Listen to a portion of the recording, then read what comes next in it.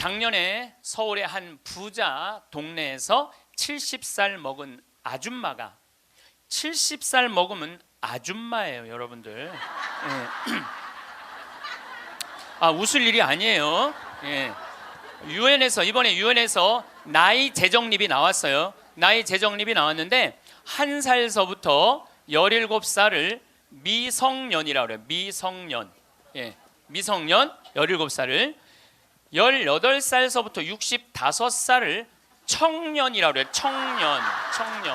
청년. 이거는 제가 한 얘기가 아니고 유엔에서 한 얘기예요. 유엔에서 65살까지는 청년이라고 그래요. 나는 65살 미치다 한번 손 들어보세요. 이렇게 청년이 많아 지금. 여기에 청년이 엄청나게 많이 온 거예요. 우리 교회에 청년이 없다고 많은 교회 지도자들은 걱정을 합니다. 근데 저는 걱정할 일이 아니라고 생각해요. 여기 있는 이렇게 많은 청년들이 있는데 왜 걱정을 해? 그러니까 여러분들은 지금 성모에 활동해야 되는 분들이 아니라 청년에 활동해야 되는 분들이에요. 청년에. 만약에 내가 65이 돼서 애도 다 키웠고 결혼도 다 시켰고 나는 이제 늙었다. 65이 나는 늙었다 이렇게 생각하는 분은 불행한 분이에요. 자, 나는 이제 할 일 다 했으니까 이제 뭐만 기다리고 있으면 돼? 죽을 날만 기다리고 있으면 되잖아요. 근데 죽을 날만 기다리고 있어야 되는데 지금 65살이 언제 죽느냐면 100살쯤 죽을 거예요. 그럼 몇 년 동안 죽을 날을 기다려야 되냐면 35년 동안 매일 죽을 날만 기다리고 있는 거야. 불행해요, 안 불행해요? 65, 난 이제 청년이 이제 끝났네? 66살부터 79살까지를 뭐라고 그러냐면 중년이라고 그래요. 중년. 중년. 제가 한 얘기가 아니고 유엔이 한 얘기예요. 유엔이. 66살부터 79살. 자, 나는 66에서 79살이다. 한번 손 들어보세요. 이게 다 중년들이에요. 중년들. 아줌마들이 지금 79까지는, 그러니까 여기 지금 66부터 79살까지 지금 노인대학 다니는 분들은 다 자퇴하세요. 다 자퇴하시고 어디에 다시 들어? 성모에 가입해야 돼. 성모에. 80살서부터 99살을 노년이라고 그래요. 노년. 예. 그리고 100살서부터 노인이라고 그래요. 노인. 100살서부터 노인이라고 그래요. 그러니까 지금 오늘은 여기 노인이 하나도 있어요, 없어요? 한 명도 없어요. 여기 노인 한 명도 없어요. 이제 100살쯤 되면은 그때 이렇게 말해도 돼요. 이제 나가 늙었으니까 이제 좀 집에서 쉬어야 되겠다. 집 갖고 갈 거예요? 집 두고 갈 거예요. 두고 갈 집을 그렇게 벌벌벌 떨면서 이러지도 못하고 저러지도 못하는 분들 보면 너무 가슴이 아파요. 여러분, 이건희 회장님이요, 재산이 12조 5,900억이래. 12조 5,900억. 나는 12조도 필요 없어. 12조 뭐하러 필요해? 5천억도 난 필요 없어요. 그 끄트머리 900억만 있어도 좋겠어. 나 끄트머리 900억만 있어도 좋겠어. 그런데 그 900억도 필요 없어요. 쓰러져 누우면요, 아무 의미가 없는 거예요. 돈이 아무리 많으면 뭐예요. 벤자민 플랭클린이라고 미국 독립선언서 쓴 사람이 이런 말을 해요. 재산을 잃으면 조금 잃은 거고, 명예를 잃으면 반을 잃은 거고, 건강을 잃으면 다 잃은 거다. 아파갖고 누우면요, 아무리 돈이 많아도 소용없는 거예요.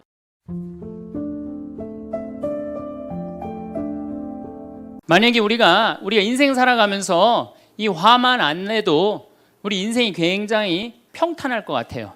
근데 가끔 잘 참다가도 그냥 갑자기 한번 화가 나면은 막 모든 게 막 뒤죽박죽 되시지 않으세요? 저는 이 한국 사회를 보면은 화로 꽉 찬 것 같아.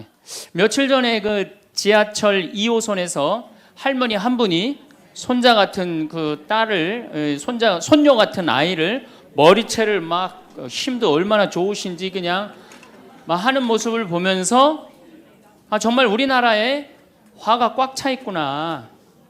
우리 인생을 살아가면서 분노를 억제하지 못하고 돌이킬 수 없는 잘못을 저지를 때가 참 많아요.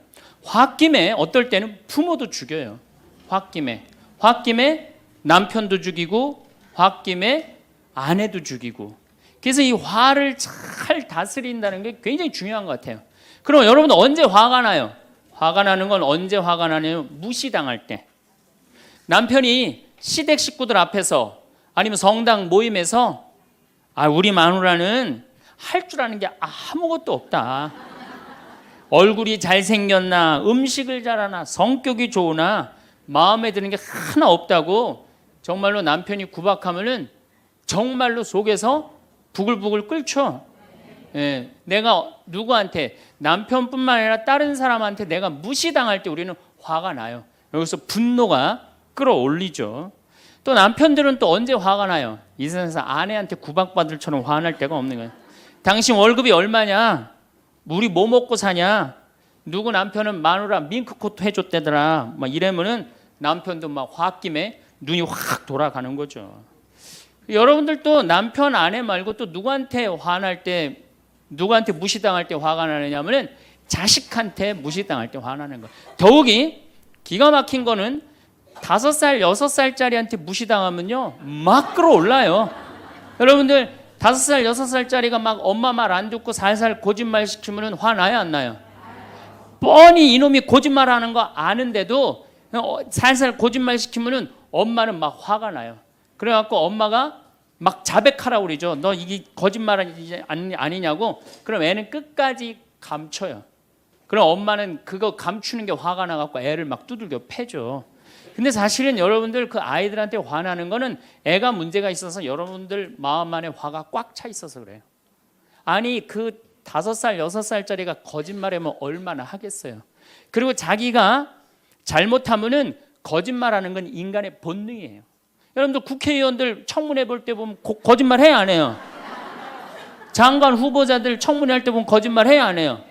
아니 그렇게 대단한 자리에 올라간 사람도 거짓말하는데 5살, 6살짜리가 거짓말한다고 그게 화가 나갖고 두들겨 패고 그러면 안 되죠. 그리고 뻔히 얘가 거짓말하는 거 알면서도 확인한다고 계속 자백해라, 진실을 말해라. 내가 보니까 거짓말하는 애가 나쁜 게 아니라 그렇게 몰아치는 엄마가 훨씬 나쁜 거예요. 그래갖고 마음 안에 뭐가 있느냐면은 너 한 번만 걸리기만 해봐라. 내가 가만히 두나 봐라. 그래갖고 한 번 걸리면은 한 번만 걸리기만 해봐라라고 95%의 엄마가 별론데요 자식들한테. 그리고 걸리면은 두들겨 패는 엄마가 한 50%가 두들겨 팬대요. 어렸을 때 자식들한테. 이게 문제죠. 예. 또 누구 때문에 화가 나요 여러분들? 죽지도 않는 시어머니 때문에 열받잖아요.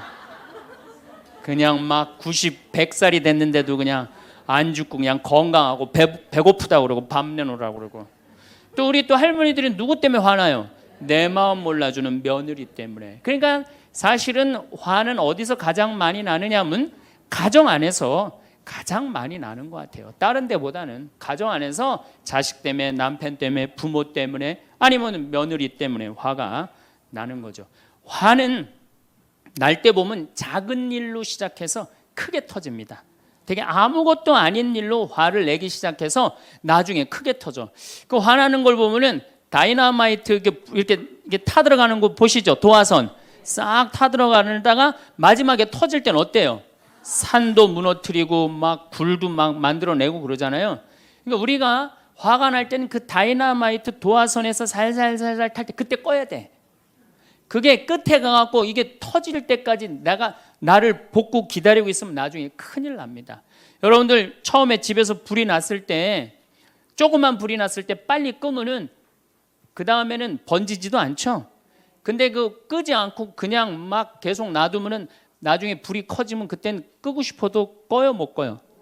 못 끄는 거예요. 그러니까 화라는 거는 잘 빨리 다스리는 훈련이 필요한 거예요. 내가 김치찌개 저녁에 요즘 배춧값이 너무 뛰었다고 그래서 딴 데 이 배춧값 신경 쓰느냐고 김치찌개를 좀 짜게 끓였어. 남편이 딱 한 숟갈 먹어보니 이놈의 마누라 맨날 끓이는 김치찌개 하나 제대로 못 끓이느냐고. 그럼 부인이 여보 미안해 요즘 배추 한 포기에 15,000원이래. 그래서 내가 그 어떻게 올 겨울에 김장을 할까 그걸 고민하다가 간 보는 걸 깜빡했어. 그러니까 오늘은 다른 반찬하고 먹으면 다른 다른 날은 내가 맛있게 해줄게. 이렇게 말하는 마누라는 한 명도 없어요. 당신이 나 외식 시켜줘 봤어? 아니 김치찌개가 짠 날도 있고 맛있는 날도 있죠. 어떻게 맨날 당신 입에 딱딱 맞춰서 끓여주느냐고. 그럼 남편이 외식도 못 시켜주고 그래서 좀 미안해갖고 다른 반찬하고 먹으면 다행인데 남편 절대 안 지죠. 너는 맨날 집에서 텔레비전만 보고 해는 일이 뭐 있느냐고. 집안 청소를 제대로 하느냐, 반찬을 맛있게 하느냐.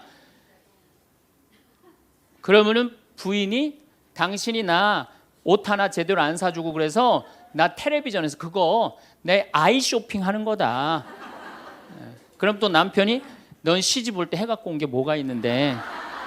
이러면은 점점 김치찌개로 시작해서 부부 능력 시집 올 때까지, 그리고 이제 나중에는 이렇게 사느니 너 죽고 나 죽자.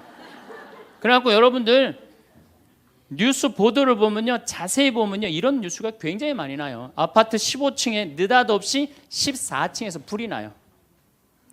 그래갖고 소방관들이 와서 불을 끄고 주위 사람들 증언을 들어보면은 밤새 고함 소리가 오고 가고 난 뒤 불길이 치솟았다. 그러니까 이 홧김에 이렇게 사느니 너 죽고 나 죽자. 그래서 이불 방 한가운데다 갖다 놓고 석유 뿌리고 그리고 불 지르는 게 방화의 14%래요. 홧김에 지르는 불이 14%래요. 그 다음에 이 화라는 단어를 보면 불화자야. 여러분들 화가 나면 막 불이 나는 거야 속에서. 이거를 다스리지 못하고 이거를 끄지 못하면은 우리가 점점 크게. 근데 화는 내면 낼수록 문제가 해결될까요? 문제가 꼬일까요? 화는 내면 낼수록 문제가 꼬여요. 제가 20년 전에 제가 알던 분 시동생이야. 근데 이 양반이 굉장히 다혈질이었어요. 성탄절 전날 불법 유턴을 하다가 걸렸어요. 걸려갖고 정경이 딱 잡아갖고 불법 유턴했습니다. 벌점 15점에 벌금 7만 원입니다.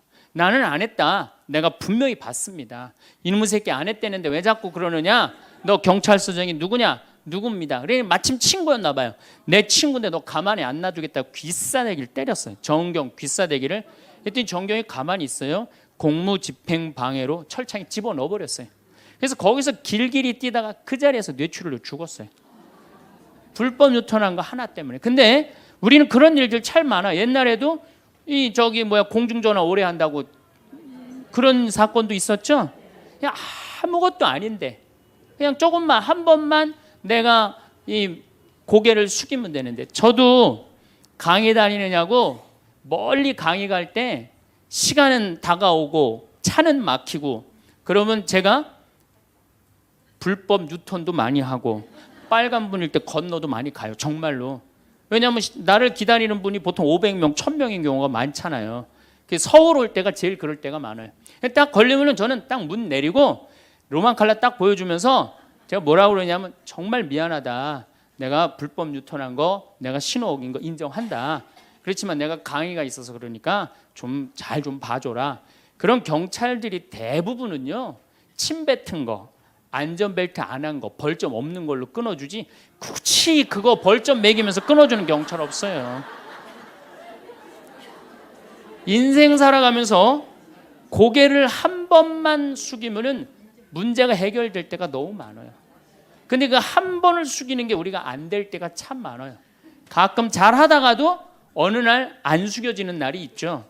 그거를 숙이는 것을 훈련이 된 사람이 성숙한 사람이에요.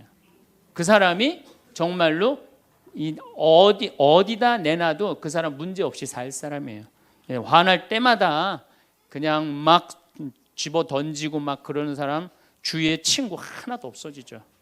또 우리가 언제 화가 나요? 식구 가운데 자기만 손해보고 희생한다고 생각할 때 화나요? 안 나요? 오빠는 대학 보내고 나는 고등학교밖에 안 보냈어. 그럼 부모님한테 막 화가 나요? 안 나요? 나죠? 성당에서도 화날 때가 언제예요? 나는 성모에서 맨날 부엌에서 그냥 겉절이 김치 담그고 그냥 맨날 하는데 그냥 반찬 다 만들어갖고 내놓으면은 생전 성당에도 안 보이던 여자가 그냥 싹 여우같이 차려입고 와갖고 그거 딱 차려놓은 거 딱 들고 신부님 앞에 딱 가서 거기서 그냥 헤헤거리고 그거 주워 먹은 거 보면은 이 식당에서 나는 그냥 완전히 그냥 식순이로 그냥 하다가 그냥 그거 보면 화 나요, 안 나요? 나죠? 내가 손해 본다고 생각할 때 화가 나는 거예요. 성당 공동체에서 제일 미치는 건 뭐냐면은 누군가 자기를 비난하고 다니고 있어. 근데 그 사람이 누군지를 모르겠어. 나를 두고 분명 욕을 하는데 그럴 때 화가 나요, 안 나요? 날 때 많죠. 열받는 분 계신가 보다. 내가 시집 가서 내 시동생 어버 키우고 대학 보내고 장가 보내고 시누이도 그렇게 시집 다 내보냈어. 그래갖고 정말로 똥구멍이 찢어지게 가난한 집에 이 집에 와갖고 정말 다 이렇게 하고 다 먹고 살 만큼 해놨어. 그런데 환갑이 됐어. 그래갖고 야, 내가 시집 와갖고 그렇게 잘해줬는데 내 환갑 때 다이아 반지를 해갖고 올 것이냐, 유럽 여행 티켓을 갖고 오실 것이냐 기다리고 있는데 시동생 시누이들이 딱 환갑 때 왔는데 10만 원 봉투에 딱 넣어갖고 왔어. 그거 보면 열 받아요, 열 안 받아요? 열 무지하게 받죠. 네. 그래갖고 내가 너희들하고 인간관계를 갖나 봐라. 그리고 인간관계 끊고 사는 사람들도 많아요. 해준 게 돌아오지 않을 때. 그렇죠? 내가 잘해줬는데 돌아오지 않을 때. 근데 우리는 살아가면서 여러분들 이제까지 은혜 받은 만큼 다른 사람한테 은혜 갚으셨어요? 저는 신부 되기까지 많은 신부님들, 많은 수녀님들, 많은 교우들이 저를 도와줬어요. 근데 신부 돼갖고 일일이 그분들한테 쫓아다니면서 다 감사했는가? 생각해보니까 다 하지 못했더라고요. 나도 다 감사하지 못했는데 내가 그 감사를 받지 못한다고 화낼 필요는 없지 않는가, 그런 생각이 들어요. 제가 신학교 다닐 때 우리 학장 신부님이, 돌아가신 배문환 신부님이 영성훈화 할 때 아주 이해하지 못하는 훈화를 꼭 하셨어요. 여러분들은 본당 신부가 돼갖고 교우의 40%만 지지를 받아도 여러분들은 성공하는 신부입니다. 근데 전 신학생 때 이해가 안 갔어요. 신학생 때 왜 이해가 안 갔느냐면은, 내가 신학생 때 인기가 얼마나 좋았느냐면은 막 방학 때 가면은 주일학교 애들이 막 매달려갖고 길을 못 갔어요. 지금이야 뭐 이상한 세상이 돼갖고 그러지 못하지만은 25년 전만 해도 애들이 신학생들을 얼마나 매달리고 좋아했어요. 초등학교 애들이. 중고등학교 애들은 내가 방학 끝나고 신학교 돌아가면은 애인 군대 보내는 것처럼 그렇게 섭섭하고 편지 보낸다고 그러고 학사님 보고 싶다고 그러고, 본당에서 아줌마들은 나보면 죽어 좋아서. 그런데 신부가 돼갖고 교우의 40%가 나를 지지해 주지 않는다? 신학생 때도 인기가 이 정도라면 본당 신부 돼갖고 인기가 더 높을 거 아니에요. 그래서 신학교 그 영성훈화를 이해를 못했어요. 근데 막상 제가 신부가 되고 보니 교우의 40% 지지받는 거는요, 하늘의 별 따기보다도 어렵더라고요. 왜냐하면은 우리나라 지금 통계적으로 미사 참여율이 25% 나와요. 그러니까 정말로 그 신부님이 지지받는 신부님이다, 제대로 40% 지지받는 신부님이다, 그러면은 교우의 40% 미사 참여율 나와야 될 거 아니에요. 그러니까 교우가 1000명이라면 400명은 나와야 될 거 아니에요. 2000명이라면 800명이라면 나와야 되는데 2000명 중에 800명 나오는 본당은 없어요. 2000명이라면 한 500명 정도, 600명 정도 나와요. 많이 나와요. 우리나라 평균적으로. 그러니까 40% 지지받는다는 게 어려워. 예수님은 나 환자 10명 고쳐줬는데 몇 명 돌아왔죠? 1명 돌아왔어요. 그러니까 여러분들 주위에 있는 사람들 10명한테 잘해줬어. 10명한테 잘해줬는데 9명이 돌아오지 않는다고 해서 섭섭할 필요가 없다는 얘기죠. 그 1명이라도 돌아오면은 다행인 거예요. 그러니까 모든 사람들한테 인정받는 일이 쉬운 일이 아니다. 많은 사람들 화나는 경우가, 어떤 경우가 여러분들 화가 많으냐면 자기가 완전한 사람이라고 생각할 때, 자기 판단이 옳다고 생각할 때, 그걸 옳다고 믿을 때 화가 나요. 많은 분들이 어떤 경우가 있느냐면은 내가 관상 좀 볼 줄 아는데 그 사람 틀렸어. 아니면 내가 관상 좀 볼 줄 아는데 그 사람 진짜 괜찮은 사람이야. 이 중에 관상 못 보는 사람 어디 있어? 50년, 60년 살으면은 딱 보면 다 알지. 그렇죠? 그런데 그게 맞는 경우도 있고 틀리는 경우도 참 많아요. 근데 우리는 어떤 착각을 갖고 있냐면 내가 적어도 판단하는 건 맞다고 생각해요. 다 여기 저를 포함해서 여러분들 모두가 그런 생각을 해요. 근데 그게 허물어졌을 때 화가 나는 거예요. 그게 허물어졌을 때. 제가 지난달에 뉴욕에 강의를 갔었어요. 퀸즈 성당이라는 데서 강의를 했는데 교우들이 진짜 많이 나왔어요. 정말로 꽉 찼어요.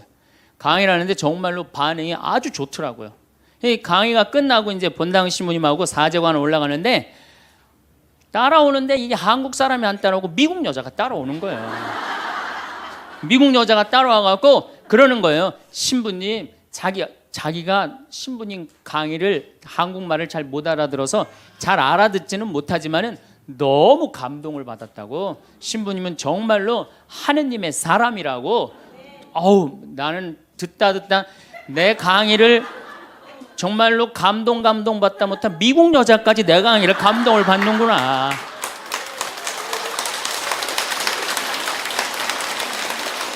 그래갖고 기분이 너무 좋아갖고 이제 그 여자하고 얘기를 하고 있는데 본당 신부님이 자꾸 나를 끄는 거예요. 사정안에 빨리 가자고. 나 지금 미국 여자하고 얘기하는데 지금 본당 신부님이 내 팔을 자꾸 끄는 거예요. 그래갖고 아니 신부님 나 좀 빨리 가자고. 나를 본당 신부님이 가자고 그랬는데 어떻게 가자고 그랬더니 본당 신부님이 조금 지나가더니 신부님이 그러는 거예요. 신부님 저 여자 이거라고 이거.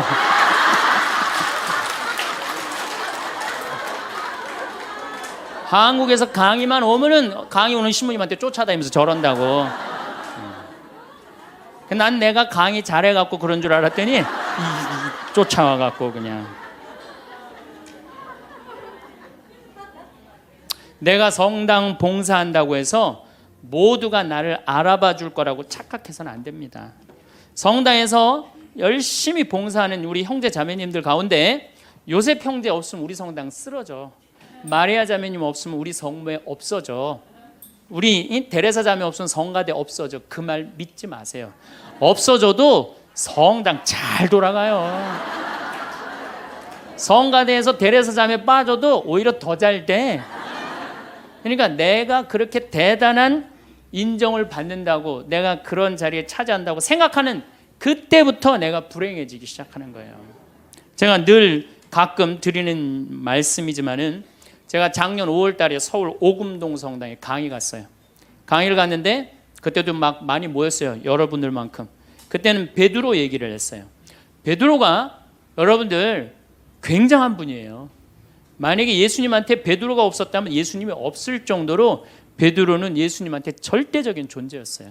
막 그런 얘기를 막 하고 막 그러는데 교우들이 반응이 대단히 좋았어요.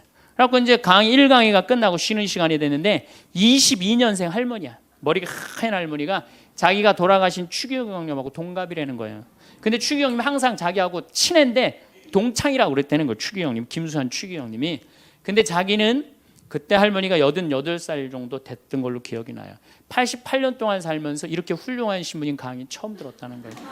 이야, 내가 정말로 인기가 많은가 보다. 그래갖고 할머니가 신부님 손을 한 번만 잡으면 죽어도 여한이 없다는 거예요. 이제 이 나이에. 그래서 할머니 감사합니다. 그리고 할머니 손을 잡았는데 이 할머니 하시는 말씀이 난 오늘 우리 차동엽 신부님 손을 잡아서 죽어도 여한이 없다는 거예요. 차동엽 신부님 손을 잡아서.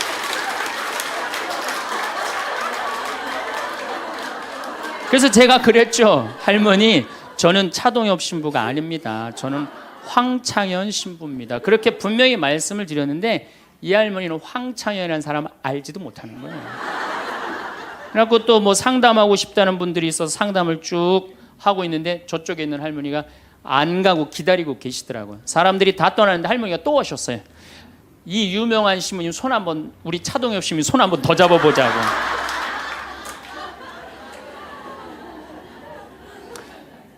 모든 사람들이 나를 인정해주지 않는다 하더라도, 모든 사람들이 나를 알아주지 않는다 하더라도 실망하실 필요 없어요. 그리고 우리가 인생 살아가면서 모든 사람이 나를 인정해 주는 일은 없어요. 그러니까 여러분들 가운데 모든 사람이 나를 좋아해. 이분은 사실은 나중에 불행의 씨를 갖고 있는 분이에요. 화의 씨를 갖고 있는 분이에요. 10명 중에 몇 명만 나를 좋아해도 성공해? 4명만 좋아해도 성공한 거예요.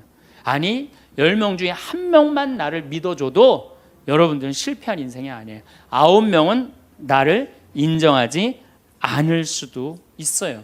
근데 가끔 나는 우리나라 연예인들을 보면 안타까워요. 연예인들 막 인기가 좋잖아요. 인기가 좋은데 막 따라다니잖아요. 막 따라다니는데 그 연예인들 따라다니는 사람들을 보면은 많이 따라다녀 500명, 1000명이야. 그러면은 국민의 5천만 명의 국민 중에 1000명 따라다니는데 그 1000명 속에서 자기가 인기가 완전히 있는 줄 아는 거예요. 완전히 그 1000명 속에서 파묻혀 갖고 4999만 9천 명은 그 사람이 누군지도 모를 수 있어요. 그렇지 않아요? 여러분들 요즘 연예인들 막 때로 나와갖고 뛰어다니고 막 춤추는 거 보면 구분돼요, 안 돼요? 난 아무리 알아보려고 그래도 나도 이제 늙어가기 시작하니까 이게 누가 누군지 모르겠더라고요. 나하고 그 사람들하고 아무 상관없어. 그러나 연예인들은 그런 생각을 안 해요. 자기가 모든 사람들한테 인기가 있다고 착각을 해요. 그런데 갑자기 댓글에 그게 노래냐, 그게 춤이냐, 그게 연기냐 이런 악성 댓글이 올라오면 그때부터 미치는 거예요. 그래갖고 그 악성 댓글을 올려봤자 내가 보기에는 정신 나간 사람이 올리거나 아니면은 자기 마음에 안 드는 사람 올리는데 많이 올려야 50명, 100명도 안 올릴 거예요. 자기를 좋아하는 연예인들은 저 일반 대중들은 보통 한 5,000명, 10,000명 되면은 그런 악성 댓글을 올리는 사람은 10명, 20명도 안 될 거예요. 근데 그거에 스트레스를 받아갖고 목매갖고 자살하는 연예인들이 참 많아요. 그럴 필요 없다는 거예요. 최진실 씨가 이 세상 떠난 지 벌써 이제 2년 됩니다. 참 안타까운 연예인이에요. 나는 최진실 씨하고 나이하고 비슷한 연배. 우리 어렸을 땐 인기 최고였어요. 정말로. 정말 앞으로도 더 연애 활동을 했으면 우리한테 큰 기쁨을 줬을 거야. 근데 최진실 씨를 좋아하는 사람은 국민이 나를 포함해서 한 3천만 명은 될 거예요. 근데 최진실 씨가 세상 떠날 때 악성 댓글을 한 사람 4사람밖에 안 돼요. 너무너무 안타깝죠. 그러니까 우리가 살아가면서 여러분들도 여러분들한테 막 나쁜 소리를 하는 사람은 한둘이야. 근데 그 한둘도 내가 보기엔 제정신 가진 사람은 아니다. 그러니까 모든 사람들한테 내가 인정받지 못한다고 그래서 화낼 필요는 없다. 제가 17년 전, 벌써 18년 전이네요. 철산성당이라는 경기도 광명 보좌 신부를 했어요. 보좌 신부를 했는데 거긴 교우가 14,000명이야. 14,000명. 예비자 교리반을 딱 맡았는데 100명이 딱 있는 거예요. 새로 신부는 됐지. 그냥 교리 교환을 신학교 때 얼마나 공부를 열심히 하고 준비를 열심히 했어요. 100명이 있으니까 기분이 너무 좋더라고요. 그래서 그냥 교리를 그냥 얼마나 열심히 했는지 몰라요. 근데 한 달이 지났는데 늘어나도 전찬을 판국에 이게 줄어들기 시작하는 거예요. 90명으로 줄어드는 거예요. 2달이 지났는데 80명으로 줄어드는 거예요. 3달이 지났는데 진짜 딱 반토막이 나더라고. 50명으로. 그랬더니 봉사자들이 맥주하고 안주를 사갖고 와서 나를 위로해 주는 거예요. 신부님 실망하지 말아라. 원래 교리반이 이렇게 어중이 떠중이 다 떠나고 이렇게 오리지널만 3개월 지나면 딱 남는다. 그리고 실망하지 말으셔야 되는 이유가 수녀님 반은 더 떨어졌다. 그러니까 실망하지 말아라.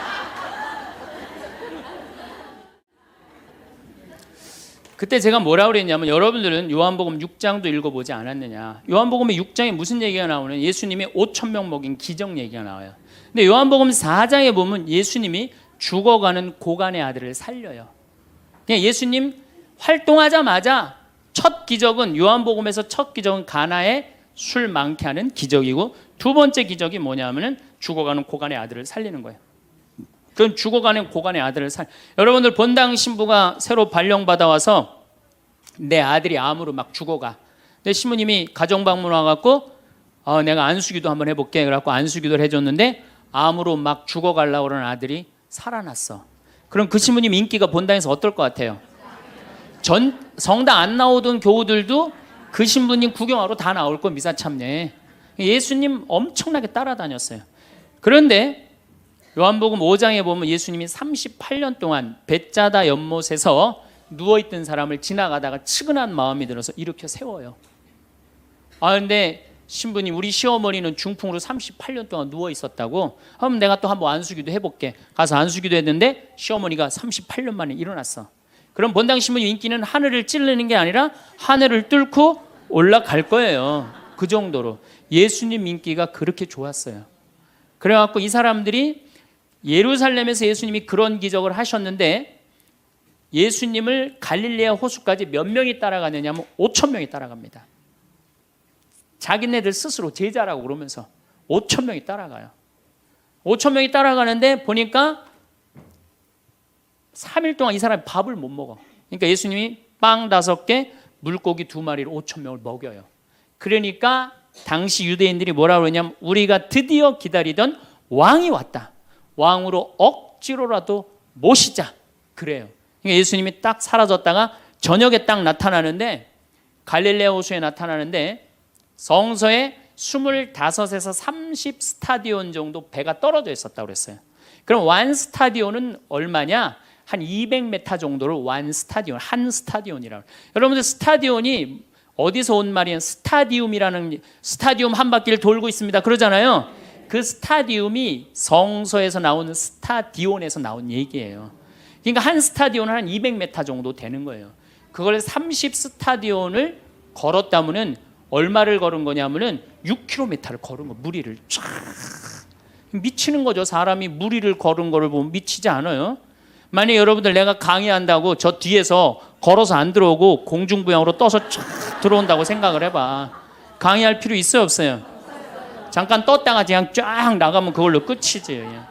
그러니까 당시의 유대인들은 예수님한테 완전히 반한 거예요. 근데 다음날 예수님이 이상한 말을 해요. 참으로 확 끼얹어요. 내가 진실로 진실로 너희에게 말한다.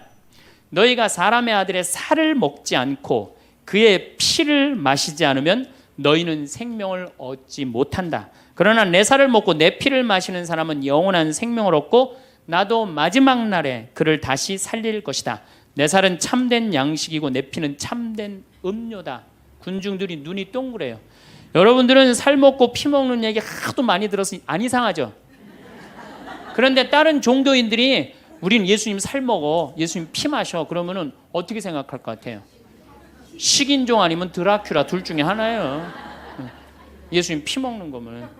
그러니까 당시의 유대인들이 뭐라고 그러냐면 이 말씀은 듣기가 너무 거북하다. 누가 듣고 있을 수 있겠는가? 그러니까 그러면서 떠나요. 그러니까 예수님이 당신의 말씀을 두고 투덜거리는 것을 속으로 아시고 그들에게 이르셨다. 이 말이 너희 귀에 거슬리느냐? 그리고 성서에 이렇게 우리에게 말합니다. 이 일이 일어난 뒤로 제자들 가운데 많은 사람이 되돌아가고 더 이상 예수님과 함께 다니지 않았다. 다 떠나간 거예요. 말을 알아듣기 너무 어렵다고. 그러니까 이제 예수님이 이제 딱 12명 딱 남아있는 거, 어떤 무식한 어부 12이 눈을 동그랗게 뜨고 예수님을 쳐다보는 거예요. 그러니까 예수님이 이때 뭐라고 그러냐면은 너희도 떠나고 싶으냐. 그러니까 이 12마저 떠나면 예수님 완전히 낙동강 오리알 되는 거예요. 이때 대단한 인물이 하나 나옵니다. 누구냐? 베드로예요. 다 떠났음에도 불구하고 의리를 지킨 분이 베드로예요. 당신은 영원한 생명을 주시는 말씀을 가지고 있는데 우리가 어디를 갑니까? 그리고 예수님은 이 12하고만 다니세요. 그리고 요한복음 6장 다음에 7장에는 뭐라고 써 있느냐면은 이들이 예수님을 죽이려 함으로 예수님은 더 이상 공식적으로 돌아다니지 않고 몰래 숨어서 갈릴레아만 다니셨다고 그래요. 그러니까 이 12하고만 그냥 돌아다닌 거 죽이려고 그러니까 피해서. 그러니까 예수님 그렇게 죽어가는 고간 아들 살리고 38년 동안 배짜다 연못에 누워있던 사람 살리고 5천 명 먹이고 생 난리를 쳐갖고 막 5천 명이 따라다니다가 결국은 몇 명 건졌느냐? 12명 건진 거예요. 여러분들 5천 명 중에 12명 건진 예수님이 나요? 100명 중에 50명 건진 제가 나요? 누가 나요? 내가 낫지 않아요? 아니 내가 예수님보다 나은데 뭐 그 예비교 50명 떨어졌다고 실망할 게 뭐 있어. 나는 가끔 한심한 레지오 단장들이 있어요. 신부님 우리 단원이 10명인데 오늘 2명밖에 안 나왔습니다. 그래서 둘이서 울면서 개응을 했습니다. 우리 레지오 해체해야 될까 봅니다. 이렇게 오는 단장이 있는데 한심한 단장이죠. 10명 중에 2명 나왔다 그러면 20% 지지받는 단장이야. 자, 5천 명 중에 12명 남긴 예수님이 나요? 10명 중에 2명 나온 단장이 나요? 누가 나? 단장이 훨씬 나은 거예요. 또 요즘 우리나라 구역 반모임 활성화를 위해서 굉장히 많이 노력하죠. 근데 많은 경우 반장님들, 구역장님들이 실망해요. 우리 구역이 10세대인데 3세대밖에 안 나온다. 4세대밖에 안 나온다. 이렇게 실망하는 분들이 굉장히 많아요. 그러면은 10세대 중에 3세대나 4세대 나오면은 이건 본당 신부보다 난 사람이에요.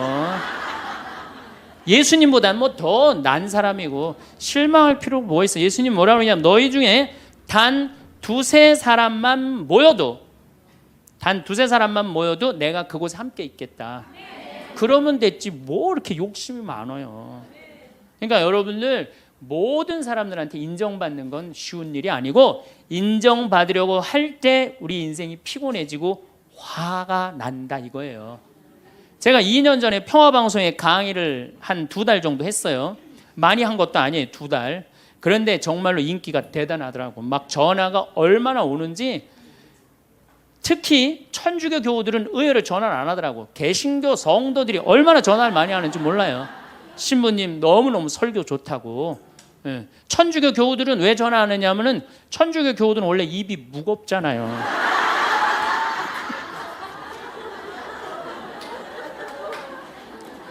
급기야는 목사님이 전화를 하셨어요. 신부님 우리 교회에 와서 설교를 주일 예배에 좀 해달라는 거예요. 그래서 제가 주일 예배에 가서 설교를 했어요. 그때 이번에는 천안에서 스님이 전화를 하셨어요. 우리 절에 와서 설법을 해달라고. 더욱이 나는 그 주지 스님을 아직도 잊지 못하는데 참 좋으세요. 겸손하시고. 상좌에 앉혀서 제가 설법도 주일날 했어요. 뭐 인기가 뭐 천주교, 개신교, 불교 막 올라가는 거예요. 기분이 끝내줬는데 갑자기 전화가 한 통 왔어요. 평촌에서 사는 할머니야. 근데 이 할머니가 전화를 우리 직원한테 황창현 신부를 바꾸라고 전화가 온 거예요. 근데 문제는 황창현 신부님을 바꾸라는 건 좋은 말 하려고 전화한 거예요. 황창현 신부를 바꾸라는 건 따지려고 전화한 거예요. 전화를 딱 받았더니 당신은 정의구현 사제단이냐 딱 그렇게 물어보는 거예요. 그래서 난 정의구현 사제단이 아니다. 그랬더니 정의구현 사제단도 아닌데 왜 운하를 반대하느냐. 우리나라 경제가 살려면 운하를 해야 된다. 젊은 신부가 경제도 모르고 사회도 모르고 정치도 모르는 신부가 방송에 나와서 운하가 안 된다고 1시간 동안 떠들면 되겠느냐. 그리고 당시 수원교구 주보에다가 운하 안 된다고 한 달을 주보에다 써내는데 그 60만 명, 70만 명이 있는 주보에다 그런 글을 쓰면 되느냐. 그리고 당신 앞에 행복론 강의도 하나도 재미없었다. 나와서 방송 나와서 강의하지 말아라. 그래서 전화를 탁 끊는 거예요. 제가 기분이 좋았겠어 나빴겠어요? 기분은 나빴지만 그 할머니 때문에 화를 주체하지 못해서 내가 목을 매갖고 자살을 해야 되겠다. 이 생각은 안 했어요. 생각이 다 틀린 거예요. 생각이 틀리고 상황이 다 틀린 거예요. 내 강의를 듣는 사람이 10,000명이라면 10,000명 중에 5,000명은 나하고 생각이 같을 수 있어요. 근데 5,000명은 나하고 틀릴 수 있어요. 5,000명이 틀리다고 그 5,000명 때문에 화낼 필요는 없다. 아, 나하고 틀릴 수도 있구나.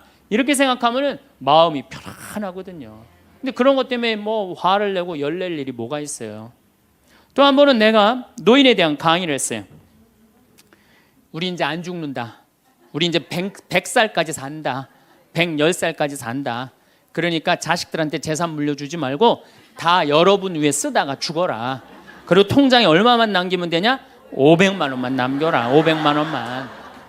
그렇게 마음껏 쓰다가 죽을 때는 돌아다니다 지치면은 그냥 죽을 땐 꼴까닥 죽어라. 네, 이렇게 강의를 했더니 아, 정말로 할머니들이 이번에는 전화를 무지하게 하는 거예요. 너무너무 내 노년을 확실히 알려줘서 고맙다고. 이번엔 순천에 있는 할아버지가 전화를 하셔서 신부님 저는 70 먹은 노인인데 침례 교회를 다닙니다.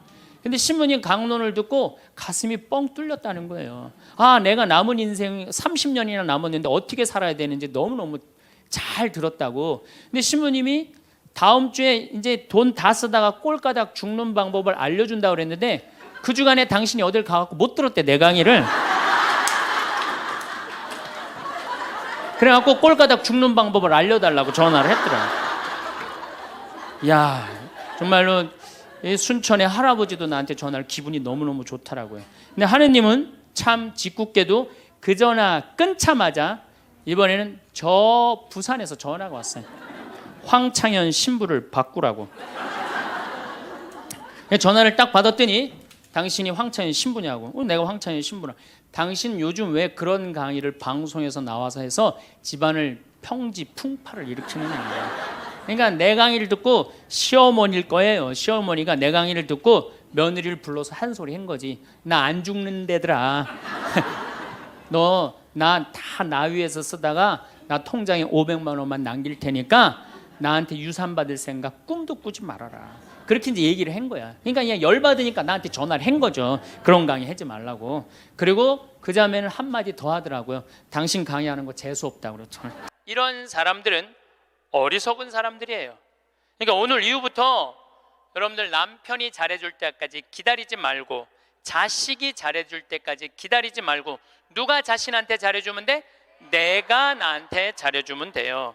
간혹 이런 사람들이 있어요. 나는 남편 판검사 만든다고, 남편 의사 만든다고, 남편 출세시킨다고, 자식 공부시킨다고 내 인생을 다 걸었는데 남편이 그런 공로 모르고 자기가 출세하고 돈 벌고, 그러니까 이게 정신 못 차리고 바람 피고, 자식은 또 이 여우 같은 며느리 하나 얻더니 엄마 고생한 것도 모르고 며느리년한테 미쳐갖고 그냥 엄마 쳐다도 안 보면, 이런 분들이 이런 얘기를 해요. 나 인생 헛살았다. 나 인생 내 모든 걸 걸었는데 남편도 나를 몰라주고 자식도 나를 몰라주고 나 인생 헛살았다. 이렇게 말하는 분들이 있는데, 오늘 이후부터 모두 걸지 마세요. 오늘 이후부터 반만 거세요. 반만. 남편하고 자식들, 주위의 친지 형제들 위해서 반만 거세요. 반은 누굴 위해서 남겨놔야 돼? 나를 위해서 남겨놔야 돼요. 왜냐? 내가 껍데기로 사는 한 아무리 남편이 출세하고 아내가 뭐 행복하고 자식이 잘 돼도 다 소용없어요. 제가 지난 3월 달에 대구에 강의를 갔어요. 근데 거기 본당 신부님이 프란치스칸이었어요. 프란치스칸. 오늘처럼 날씨가 엄청 추웠어요. 근데 신부님이 맨발로 다니더라고. 양말을 안 신고 맨발로. 처음에는 프란치스칸 신부님들이 맨발로 다니는 신부를 몇 분 봤어요. 정말 이상하더라고요. 그 추운데 맨발로 슬리퍼만 신고 다니는 걸 보니까 이상한데, 전 세계 프란치스칸 신부님들은 다 맨발로 다녀요. 프란치스코 성인, 가난한 성인, 맨발로 다니신 성인, 그걸 본받는다고 맨발로 다니더라고요. 그냥 수단을 입고 맨발로 다니는데 그 추운데 마음이 좀 짠하더라고요. 그런데 이 신부님은 또 성서학 박사야. 또 거기다 맨발로 다니고 있는데 성서학 박사야. 우리 신학 박사들 중에 여러 박사가 있어요. 윤리신학 박사, 교회법 박사, 뭐 무슨 여러 성서 박사들이 있는데 그 중에 박사학위 따기 제일 힘든 게 뭐냐면 성서학 박사예요. 최소한 10년은 걸려요. 성서 박사를 따려면은 히브리어, 히라버, 라틴어, 이탈리아에서 공부하면 이탈리아어, 독일에서 공부하면 독일어, 프랑스에서 공부하면 불어, 영어는 기본적으로 해야 되겠죠. 5개 국어를 해야지 박사학위를 딸 수 있는 거예요. 그래서 여러분들 사실 알고 보면은 다른 박사학위들은 많아도 성서 박사학위를 가지고 있는 신부님들이 그렇게 많지 않아요. 굉장히 어려운 거예요. 이 신부님이 10년 동안 공부를 하고 박사학위를 땄대요. 로마에서. 너무너무 신이 나더래. 이건 정말로 너무 자랑스러운 일 아니에요. 그 어려운 박사학위를 땄으니까. 그래갖고 그냥 내가 같이 공부하던 친구, 신부들, 수도자들이 축하해 줄 줄 알고 기숙사에 막 뛰어 올라갔는데, 나 박사학위 땄다고 뛰어 올라갔는데 아무도 모르더래요. 자기가 박사학위 딴 거를. 왜냐? 자기 공부하기 바쁜데 옆에 있는 사람 박사학위 따는 거 그거 신경 쓸 시간이 없는 거예요. 축하는 하고 싶은데 아무도 자기 박사학위 딴 걸 모르는 거야. 뭔가 좀 기분이 좀 그렇더래요. 근데 이제 기숙사에서 이렇게 이 거울을 딱 이렇게 보는데 자기 모습을 딱 보고 그래 내가 나한테 축하를 해줘야 되겠다. 그리고 자기를 꼭 끌어안았대요.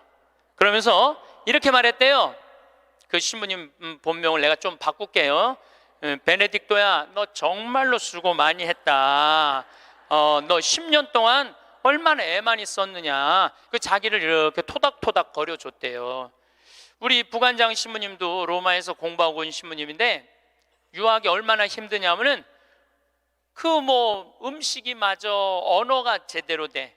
공부를 이렇게 하다가 보면은 눈물이 그냥 쭈르륵 떨어진대요. 너무너무 힘들어서. 근데 그렇게 박사학위를 했는데 축하해주는 사람 하나도 없다고, 나 고생했는데 알아주는 사람 하나 없다고 청승 떨고 남 원망한들 남이 알아줘요? 아무도 안 알아줘요. 그러니까 누가 축하해줘야 돼? 내가 축하해줘야 돼. 저도 이렇게 인생을 이렇게 돌아보면 나 정말로 애 많이 썼어요. 살면서 애 많이 썼어요. 내가 처음 막 본당 신부 평택 비전동에 갔을 때 내가 본당 신부가 됐는데 주교님이 본당 분가하자마자 평택 안성 고속도로 옆에 진살이라는 동네가 있었어요. 근데 거기는 아무것도 안 들어왔어. 성당 분가하라고 명령이 떨어졌어요. 떨어졌는데 막 신설성당인데 돈이 어디 있어요. 명령은 떨어졌고. 그래서 이제 돌아가신 우리 김 신부님한테 가고 정말로 멋있는 신부님이죠. 나 땅 사고 싶으니까 돈 좀 꿔달라고. 그래갖고 신부님이 그 자리에서 2억을 꿔주셨어요. 큰 성당에 계셨으니까. 그걸 갖고 땅을 사는데 사람들이 신부님 뭐하러 그렇게 내가 땅을 몇 평을 샀느냐 하면 2,400평을 샀어요. 성당 터를 뭐하러 그렇게 큰 터를 사느냐. 그런데 성당 터는요 한 번 사놓으면 1,000년이든 2,000년이든 가는 거야. 그거 뭐 300평 400평 그거 힘들게 귀양 살 거 세게. 그래서 근데 그때는 20년 전에는 땅값이 거기가 평당 16만 원밖에 안 했어요. 그러니까 2,000평 2,400평 살만 했죠. 그래갖고 이제 정말로 다른 사람들 반대도 많은데 내가 주님의 교회 세운다고 그래갖고 이제 땅을 다 사놓고 땅값 다 정리했죠. 그런데 20년이 지난 지금 그 성당은 2,400평이니까 공원이야, 공원. 성당이. 그리고 그 근처에 아파트가 다 들어와갖고 그건 너무너무 좋다는 거예요. 그런데 지금 그 성당의 교우들이 내가 그렇게 마음고생해서 땅 산 거 알 것 같아요? 모를 것 같아요? 몰라요. 알 수가 없어요. 그러면은 내가 그 진사리 교우들 내가 그렇게 힘들게 땅 사고 신축하라고 돈도 7억씩이나 줬는데 땅값 다 주고 돈도 다 줬는데 그거 모른다고 내가 원망한들 그 내가 어리석은 거예요? 모르는 사람들이 어리석은 거예요? 내가 어리석은 거예요. 그런데 저는 그런 생각해요. 야 창현아 너 정말로 애 많이 썼다. 그렇게 좋은 성당터 사갖고 아무도 모르고 누구만 알아?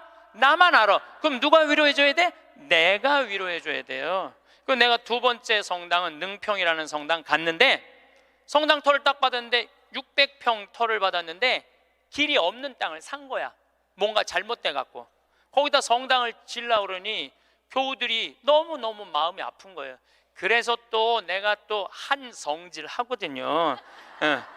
교구청에 뛰어 올라가고 길도 없는 데다 분가를 하고 이게 뭐냐 하고 난리를 쳐갖고 돈을 받아갖고 그 능평성당도 2,400평을 샀어요. 제가 15년 전에 능평성당에. 그래서 요즘은 그 동네가 땅값이 뛰어갖고 뭐 수백만 원이래 평당. 근데 2,400평을 그때 샀으니까 참. 그런데 그거 지금 그 능평성당 교우들이 내가 그렇게 마음고생하면서 산 거 알 것 같아? 모를 것 같아요? 몰라.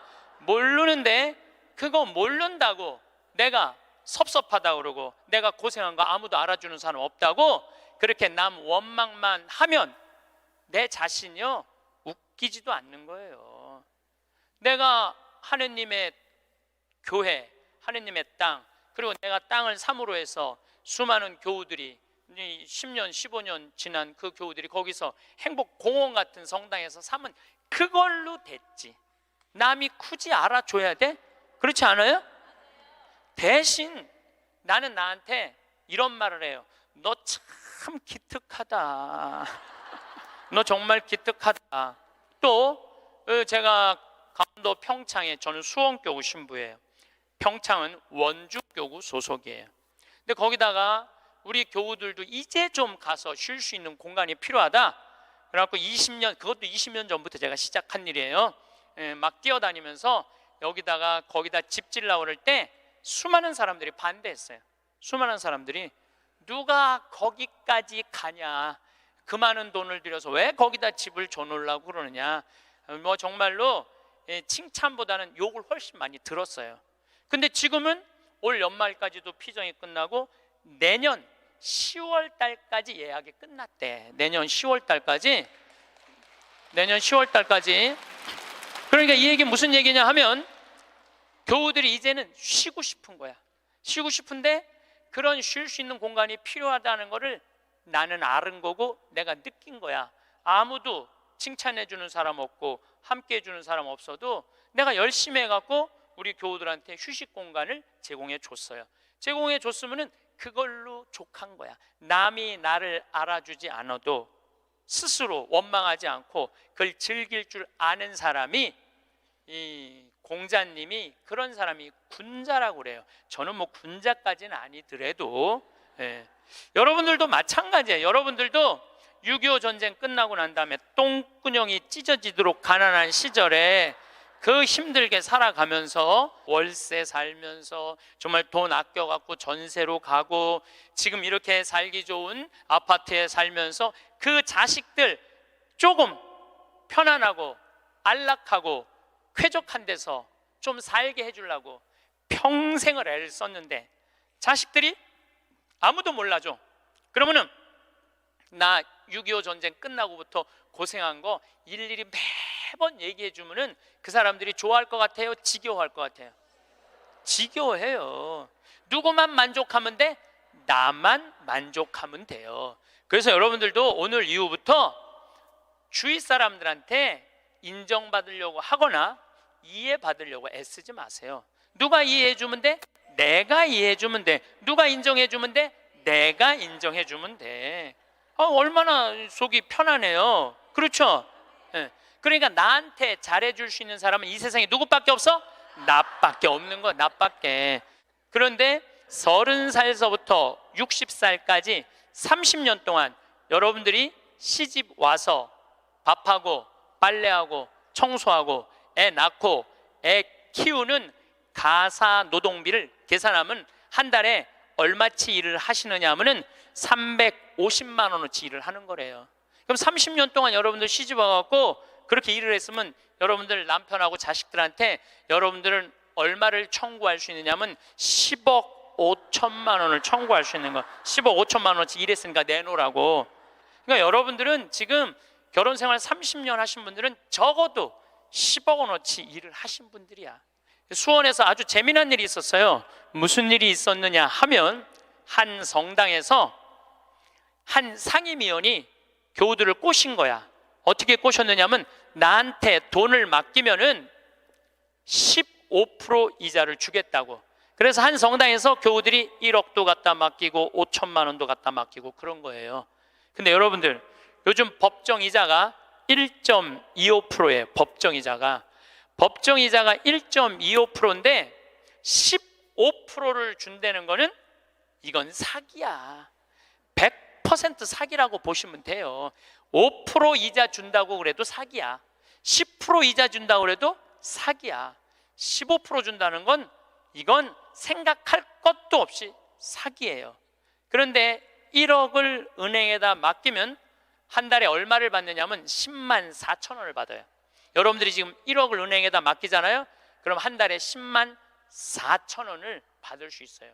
근데 이 사람 전례 분과장이래. 성당에 전례 분과장한테 맡기면은 한 달에 얼마를 받을 수 있느냐면은 125만 원을 받을 수 있는 거야. 그러니까 눈이 뒤집혀져요, 안 뒤집혀져요? 판단력이 사라져요, 안 사라져요? 1억 가지고 한 달에 10만 원 받는 게 나아, 한 달에 120만 원 받는 게 나아. 그래서 이 전례 분과장한테 홀딱 다 맡긴 거야. 근데 요즘 경제 성장이 1% 2% 그러는데 무슨 재주로 15% 이자를 줘요? 이 사람 결국은 지금 감옥에 갔어요. 300억은 다 날라갔고. 그러면 이 사람들은 5천만 원, 1억 맡긴 사람들 돈 이거 다 날라간 거예요. 써보지도 못하고 날라간 거야. 뭐 이자 한두 번 받아 먹었겠지. 한두 번 해먹으려면은 좀 꼬셔야 될 거 아니야. 그러니까 야 진짜 15% 나오더라. 한 3달 4달 되면서 딱 끝나고 나니까 딱 먹고 끝난 거예요. 그래갖고 이 성당이 풍비박살이 났대. 풍비박살. 냉담자 속출하고. 예. 본당 신부님 정말로 이게 권위 땅에 떨어지고 전래 분과장인데 참 기가 막힌 거죠. 그러면은 15% 이자 받아 먹겠다고 돈 맡긴 사람이 나빠요? 15% 이자 주겠다고 꼬신 사람이 나빠요? 둘 다 나빠. 둘 다. 내가 보기에는 여러분들 돈 5천만 원이면은요 이스라엘 성지순례를 10번을 갔다 올 수 있는 돈이에요. 10번. 여러분들이 이스라엘 성지순례를 10번을 갔다 오잖아요. 그럼 여러분들은 예수님하고 트고 지낼 수 있어. 트고 지낼 수 있어. 내가 이스라엘 성지순례를 지금 5번 갔다 왔거든요. 그것도 3번은 도보 성지순례로 갔다 왔어요. 이스라엘에서 차 안 타고 다니고 다 걸어 다녔어요. 나자렛에서부터 가나까지 걷는 거예요. 한 20km 돼. 그러니까 성모님, 예수님하고 성모님 가나 혼인잔치 갈 때 성모님 나귀에 태우고 예수님 걸어서 어머니 모시고 그 아마 가까운 친척 됐겠죠. 가갖고 하고 그 다 걸은 거야. 또 가나에서부터 갈릴리아까지 한 40km 돼. 그것도 다 걸었어. 이게 걸어보니까요 성서 말씀이 거의 튀어나와 나한테. 너무너무 좋더라고요. 5번 걸어보니까 예수님하고 나는 지금 어떤 상태냐면 거의 틀라고 그래 지금. 거의 틀라고 그래. 예수님하고 거의 틀라고 그래. 근데 성서 강의를 하면서 병 고치는 얘기를 하는데 나는 치유의 은사가 없다. 고민을 했어요. 기도를 했어요. 하느님 뭔가 좀 치유를 하고 싶은데 이게 손에서 뭐가 나와야지 이게 치유를 해줄 거 아니냐. 그랬더니 하느님이 하시는 말씀이 꼭 네 손으로 해야 되느냐. 네 손으로. 의사 손 빌리면 안 되느냐. 그래갖고 내가 가톨릭 의료원에 연락했어요. 빈센트 병원에 연락해갖고 뭐라고 그랬냐면은 정말로 수술하면 꼭 나을 수 있는데 돈이 없는 사람 나한테 연락해라. 그래갖고 강의 끝나고 난 다음에 강의로 기분 좋으면은 강사료 다 내라. 한 600명 들어오는 데니까 한 600만 원 모아지겠지. 그리고 만약에 모자라면 내 인세 있잖아. 책 파는 거, CD 파는 거. 그게 어마어마하거든요. 그거 뭐 할 거야? 내가 마누라가 있어, 자식이 있어. 그거 해갖고 12명을 선정을 해서 지금 찾고 있어요. 그런데 내가 어린애 아이를 찾아달라고 그러니까 그 병원에서 그러는 거야. 신부님 이제 우리나라가 시스템이 잘 돼 있어갖고 돈 없는데 심장병 어린애들은 다 고쳐준대요. 재단이 많아서. 그러니까 애들은 신부님이 안 고쳐줘도 된대. 야 우리나라 좋은 나라야 보니까. 그러면은 일반인들도 웬만한 제도에 걸리면은 다 고쳐줄 수 있대요. 근데 누가 잘 어려우냐면 외국인 노동자들, 그 사각지대에 있는 사람들, 그런 사람들이 정말로 수술하면 날 수 있는 사람들인데 돈이 없어서 못하는 사람이 있다는 거. 골라라. 아니 여러분들 꼭 치유를 안수기도로 해갖고 꼭 고쳐줘야 돼? 이게 날지 안 날지도 모르는데 이걸 눌러갖고 이게 차라리 의사 손 빌려갖고 확실하게 고쳐주는 게 낫지 않아요? 그렇죠? 그래서 내년에는 제가 3월 8일부터 강의하면서 한 사람씩 고쳐주고 싶어요. 의사 손을 빌려서. 여러분들 인생에 있어서 가장 중요한 거는 먹고 마시고 노는 일이에요. 만약에 여러분들이 먹지도 않고 마시지도 않고 놀지도 않으신다면 여러분들은 헛사는 거예요. 먹고 마시고 놀아야지 인생을 제대로 사는 거예요. 이거는 예수님도 그러셨고 소크라테스도 그랬고 공자님도 그랬고 부처님도 그랬어요. 다. 근데 이분들은 1억 모은다고 먹지도 마시지도 놀지도 않은 거야. 근데 앞으로도 못 쓰는 거예요. 그럼 이분들은 가슴에 피멍이 드는 거예요. 그리고 이분들 뭐라고 그럴 것 같아? 내가 성당 나갔더니 사기꾼밖에 없더라. 믿을 놈 한 놈도 없더라. 하느님이 있긴 어디 있느냐. 그리고 냉담할 거야. 하느님 버리고 돈 버리고 자기 마음 버리는 거죠. 그리고 하느님이 언제 15% 이자 주는데 투자라고 그랬어? 왜 하느님 탓을 해? 자기가 잘못하고. 이게 이 사람이 왜 이런 일을 벌였을까요? 욕심 때문에 그래요. 욕심. 여러분들이 인생에 있어서 넘어질 때 언제 넘어지는 줄 알아요? 욕심 때문에 넘어지는 거예요. 최순실이 왜 넘어졌는 줄 알아요? 욕심 때문에 넘어진 거예요. 욕심 때문에. 그냥 대통령 옆에 친한 위로자로 남았으면 아름다운 사람으로 끝났을 거야. 그런데 이게 옆에 대통령 친구라고 친하다고 대통령이 믿는다고 그걸 갖고 욕심을 부리고 온 나라를 말아먹었으니까 이 사람은 용서하기가 쉽지 않은 거예요. 욕심이 우리 인생을 망가뜨리는 거예요. 욕심이. 저는 그 신학교 있을 때 너무너무 배가 고프더라고. 1학년 때 우리는 간식이 없었어요. 아침, 점심, 저녁만 먹으면 땡이야. 근데 뭐 우리 선배 신부님들 지금 70, 80 되신 신부님들은 그 정말로 똥구멍이 찢어지게 가난할 때 신학교 생활했을 때 먹을 게 너무 없어갖고 도토리 막 먹고 그랬대요. 도토리를 먹으면 이게 얼마나 이게 똥이 나오는 게 아니라 돌이 나오는데 돌. 그래서 막 파냈다는 거. 똥이 안 나와갖고 파냈다는 거예요. 뭐 우리는 그 정도는 아니더라도 그래도 뭐 저녁 10시쯤 되면 배고파요. 그러니까 외출할 때 뭐를 사갖고 오느냐면은 식빵을 사갖고 와요. 배고플 때 먹으려고 식빵을. 그리고 이제 또 바깥에다 놓으면 얘네들이 왔다 갔다 다 먹어버리잖아. 친구 신학생들이. 그래서 아주 옷장 깊숙이 감춰놔요. 혼자 먹으려고 옷장 깊숙이 감춰놔. 그런데 신학교 생활이 얼마나 바빠요. 이리 뛰고 저리 뛰다 보면은 주일날 사놓는데 수요일날 배고플 때 생각이 나는 거야. 식빵 사다 놓은 게 생각이 나는 거야. 아, 식빵 사다 놨지? 그래갖고 이제 옷장을 딱 열어보면 식빵이 곰팡이가 들어있는 거예요. 너도 못 먹고 나도 못 먹는 거예요. 그래서 제가 생각을 했어요. 아니, 예수님은 당신의 살도 나눠주는 판국인데 내가 그놈의 식빵 혼자 먹겠다고 혼자 옷장에다 깊숙이 감춰놨다가 곰팡이 들어서 썩어버리는 그게 너무너무 내가 한심하더라고요. 그래서 이제 외출해갖고 식빵을 사갖고 오면 친한 친구들을 불러요. 신학생들을. 그래갖고 친구들하고 나눠주는 거 식빵. 너 3장, 너 3장, 나 3장, 나 4장 이렇게 해갖고 이렇게 서로 나눠 먹어. 나눠 먹고 나면은 그 친구들이 외출하고 돌아오잖아요. 외출하고 돌아오면은 자기네들이 먹을 거 사면 다 불러요. 나한테 식빵 얻어먹은 애들은. 그래갖고 또 나눠 먹어. 그래서 신학교 내내 정말로 풍요롭게 살았어요. 넉넉하게, 행복하게. 우리가 재물을 자기를 위해서 쓰는 것도 중요하지만 남을 위해서 쓰는 것도 중요합니다. 우리 직원들이 나한테 와서 그러는 거예요. 날 혼내는 거예요. 신부님도 은퇴해서 돈이 필요하다는 거예요. 신부님도 은퇴해서 돈이 필요하다는 거예요.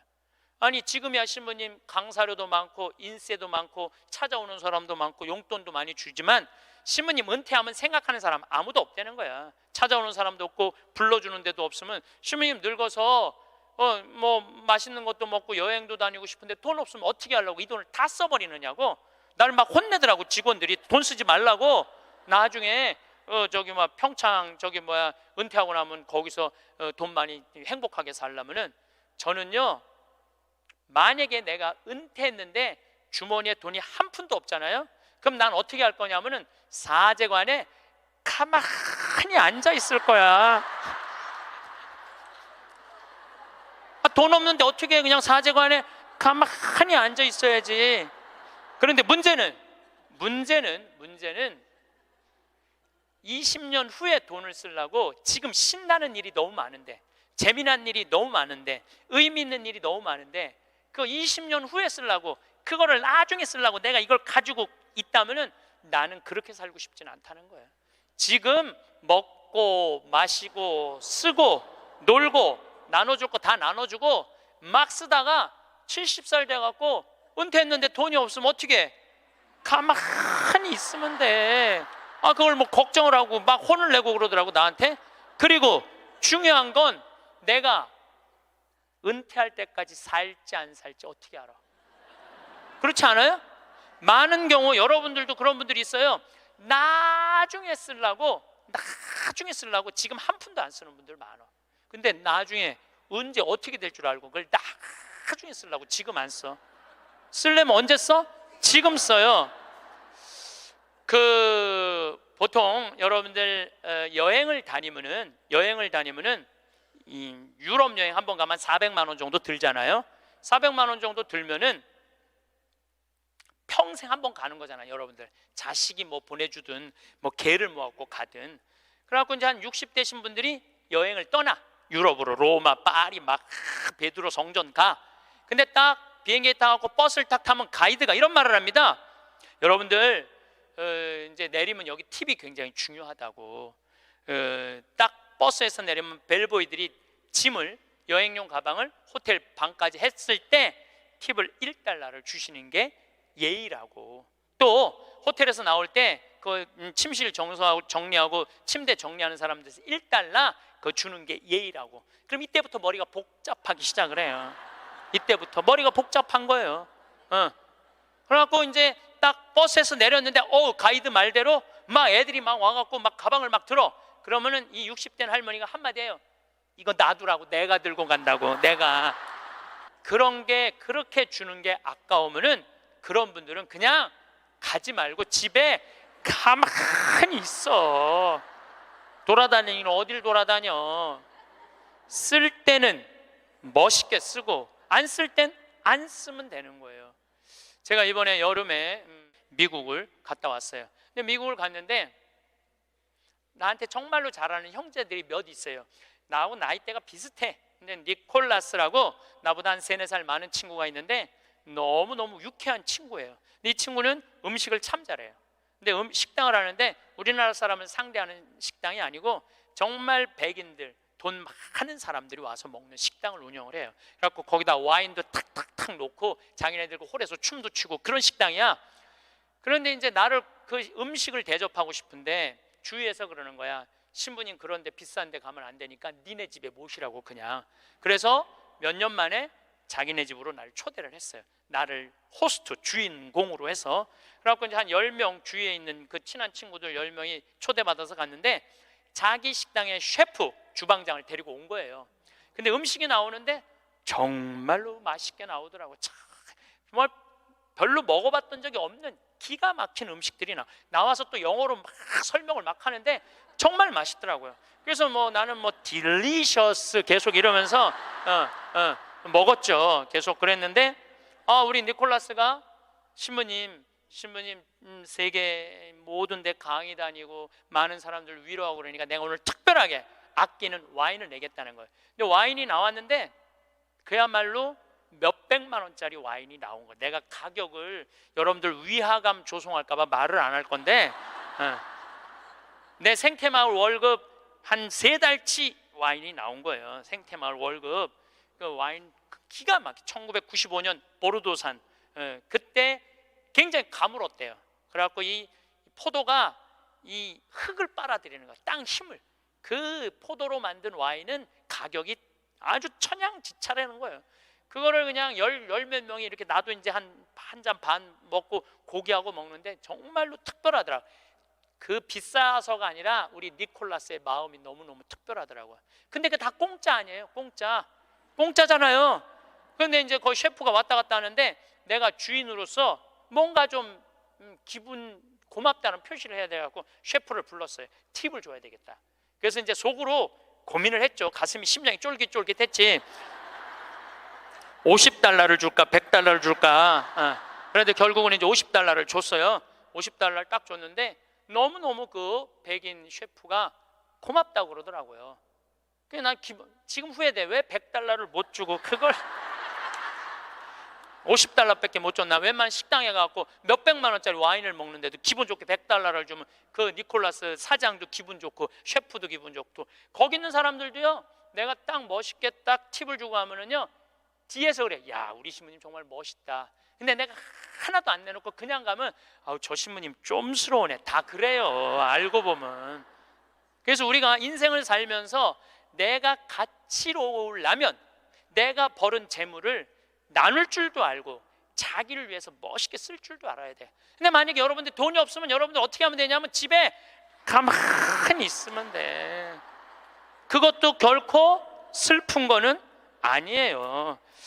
3년에 걸쳐서 강의 주제가 참 재밌어요.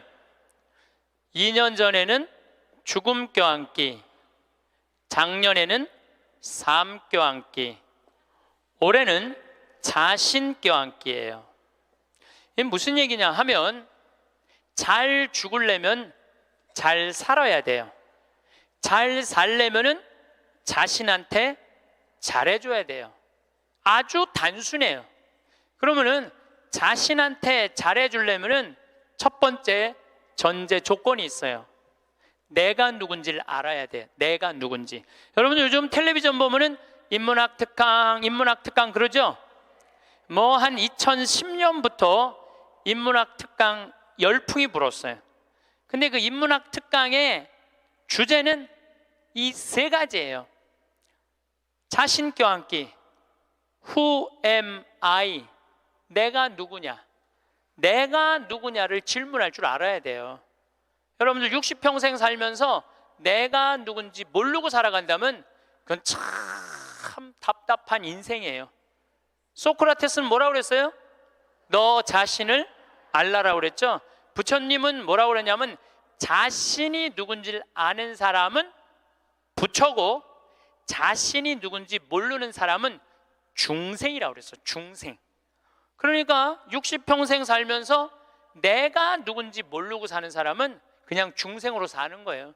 껍데기로 사는 거예요. 나는 누구냐? 나는 천주교 사제다. 하늘나라의 기쁨을 전하는 사람이다. 예수님의 사랑을, 예수님의 그 깊은 사랑을 느끼도록 해주는 사람이다. 항상 저는 물어봐요. 내가 누구냐? 나는 누구냐? 나는 사제야, 사제. 사제니까 무슨 누구 일을 해야 돼? 하느님의 일을 해야 돼. 하느님의 일을 하는 중에 신학교를 짓는 것처럼 가슴 설레는 일이 어디 있어요? 너무너무 신나는 거예요. 그러니까 여러분들도 내가 누구냐라는 질문을 해야 돼. 그리고 내가 누구냐라는 질문이 끝났으면 어떻게 살 것이냐, 이 답도 나와야 돼. 그리고 중요한 거는 어떻게 죽을 것이냐, 이게 중요해요. 여러분들, 내가 어떻게 죽을 거, 죽는 것도 시나리오가 필요하다니까요. 죽는 것도 내가 어떻게 어떤 과정으로 죽을 것이다, 시나리오가 필요해요. 그런데 한국 사람들은 참 죽는 거를 싫어해요. 어떻게 해서든지 안 죽으려고 그래. 어떻게 해서든지 안 죽으려고 그래. 만약에 우리 동네에 공동묘지가 들어온다면 난리도 아니야. 왜? 우리는 죽음에 대해서 부정적이거든요. 죽음은 어둠이라고 생각하고 절망이라고 생각하고 영원한 어둠이라고 생각을 해. 그러니까 만약에 우리 동네에 공동묘지가 들어온다 그러면은 난리도 아니야. 이건 뭐 막 이 결사반대 막 그냥 어떻게 결사반대 깨물어 갖고 막 결사반 6.25는 난리도 아니야. 그러니까 우리는 삶과 죽음이 분리되어 있는 거예요. 근데 한국 사람들은 또 단일 민족이라 이상하게 죽는 날은 다른데 보고 싶은 날은, 죽은 사람 보고 싶은 날은 온 국민이 똑같은 날 보고 싶어. 4월 5일 한식날 그냥 죽은 사람 보러 다닌다고 난리도, 그 6.25는 난리도 아니야. 그것도 보면은 그냥 막히고 난리도 아니야. 보면은 왜 죽는 날은 다른데 보고 싶은 날은 같은지 몰라. 근데 우리는요, 하여튼 죽음에 대해서 부정적이에요. 그런데 여러분들, 죽는 거 무서워할 필요 하나 없어요. 죽기 전까지는 절대 안 죽을 것이고 죽을 때 되면 그냥 행복하게 가면 되죠. 그러니까 죽음에 대해서 두려워하지 마세요. 그래도 죽는 게 싫어. 왜 죽는 게 싫으냐 하면 사랑하는 사람과의 이별 때문에 그래요. 죽으면은 더 이상 사랑하는 남편 못 보고, 사랑하는 아내 못 보고, 사랑하는 부모님 못 보고, 자식 못 보니까. 그것도 뒤집어 보면은 또한 답답해요. 왜냐하면 살아있을 때는 소, 닭 쳐다보다가 꼭 죽고 나면 영정사진 앞에서 통곡을 하고 우는 거예요. 왜 벌써 죽느냐고, 조금만 더 살았으면 내가 잘해줬을 텐데 라고 우는 사람들이 참 많아요. 내가 본당 신부할 때 평택에 있었을 때 70 먹은 중풍 걸린 할머니가 한 분 계셨어요. 근데 이 할머니가 내가 한 달에 한 번 갈 때마다 이런 말을 해요. 신부님, 한 달에 한 번 나 찾아오는 건 신부님밖에 없다고. 아들이 하나 있는데 10년째 한 번도 안 찾아왔다는 거예요. 10년째. 네 할머니가 돌아가셨어요. 초상집에 갔는데 그 영정사진 앞에서 통곡을 하고 우는 자식이 하나 있더라고요. 10년째 한 번도 안 온 자식. 뭐라고 우느냐면은, 어머니 왜 기다려주지 않고 벌써 돌아가셨느냐고. 조금만 더 기다렸으면 내가 돈 벌어서 어머니 효도할 텐데 왜 내 마음을 몰라주고 왜 기다려주지 않고 벌써 돌아가셨느냐고. 나는 어떻게 하라고 이렇게 돌아가시느냐고 울며 불며 통곡을 하더라고요. 저는 그렇게 우는 자식을 이렇게 바라보면서 속으로 이런 생각이 들었어요. 너는 10년 후에 엄마가 80에 죽어도 똑같이 말할 자식이야. 10년 후에 똑같이 말할 자식이에요. 10년 후에 엄마가 80에 돌아가도 어머니 왜 기다려주지 않고 벌써 돌아가셨느냐고, 조금만 더 살았으면 내가 돈 벌어서 효도할 텐데 라고 말할 자식이에요. 혹시 여러분들 자식들 가운데 지금 손자 손녀 키운다고 먹고 살기 힘든다고 여러분들 찾아오지 않아? 그런 자식들이 이렇게 말해. 어머니 조금만 기다리세요. 내가 조금만 이 어려운 일 끝나고 나면 어머니 잘 모실 테니까 조금만 기다리세요 라고 말하는 자식이 나중에 정말로 효도할 거라고 믿고 있다면 어린 반 푼어치도 없는 기대를 하고 있는 거예요. 지금 효도하지 않는 자식은 나중에도 효도하지 않아요. 그러니까 잘해주려면 언제 잘해줘? 지금 잘해줘요. 혹시 여러분들 남편들 가운데 술 좋아하는 남편이 있어. 근데 술 먹고 결국은 술 때문에 죽었어. 그러면은 그 남편 앞에서 이렇게 우는 자매들이 있어요. 이렇게 죽을 줄 알았으면 그 좋아하는 술이라도 한번 마음 놓고 먹게 할 걸. 이렇게 말하는 자매 있어요. 아니, 내 손 붙잡고 얘기하는 자매가 몇 있었어요. 신부님, 이렇게 죽을 줄 알았으면 그렇게 구박 안 하고 술이라도 마음껏 먹게 할 걸. 너무 후회된다고. 죽고 나서 후회하지 마시고 살아있을 때 잘해주세요. 어차피 먹는 술인데 마음 편안하게 한번 먹게 해주면 어디 매일 그렇게 해주라는 게 아니야. 한 번쯤 그렇게 해주라는 거야. 홍어 삭힌 거 주문하고, 목삼겹살 삶고, 묵은지 해갖고, 소주 5병 딱 해갖고, 여보 오늘은 내가 집에서 낼게. 바깥에서 눈치 보고 그걸 그렇게 마시지 마. 그런데 남편이 세상을 떠났잖아요. 그럼 여러분들이 이렇게 말할 수 있어요. 적어도 여보, 내가 마지막에 이별주 한번 근사하게 대접했지. 당신 잘 가. 이런 말 할 수 있어요. 근데 한 번도 그런 멋있는 대접을 안 한 사람은요, 한이 돼요. 한이. 그러니까 잘해주려면 언제 잘해줘? 지금 잘해주세요. 혹시 여러분들도 인생을 살면서 여러분들한테 잘해준 사람들이 있을 거야. 그렇죠? 정말 은인 있을 거야. 인생의 은인들. 정말로 고맙다고 생각을 한다면 나중에 잘해주지 말고 지금 이스라엘 성지순례 티켓을 하나 끊어주든지, 아니면 이미자 콘서트를 끊어주든지 하세요. 내가 마음을 표현할 때 사람이 행복한 거예요. 그래서 나중에 잘해주지 마세요. 잘해주려면 언제 잘해줘?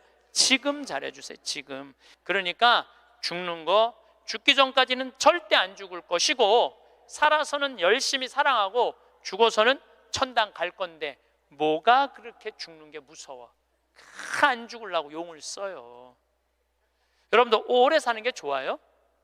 막 80살서부터 100살까지 누워서 똥오줌 싸가면서 벽에 똥칠해가면서 오래 사는 게 좋아요?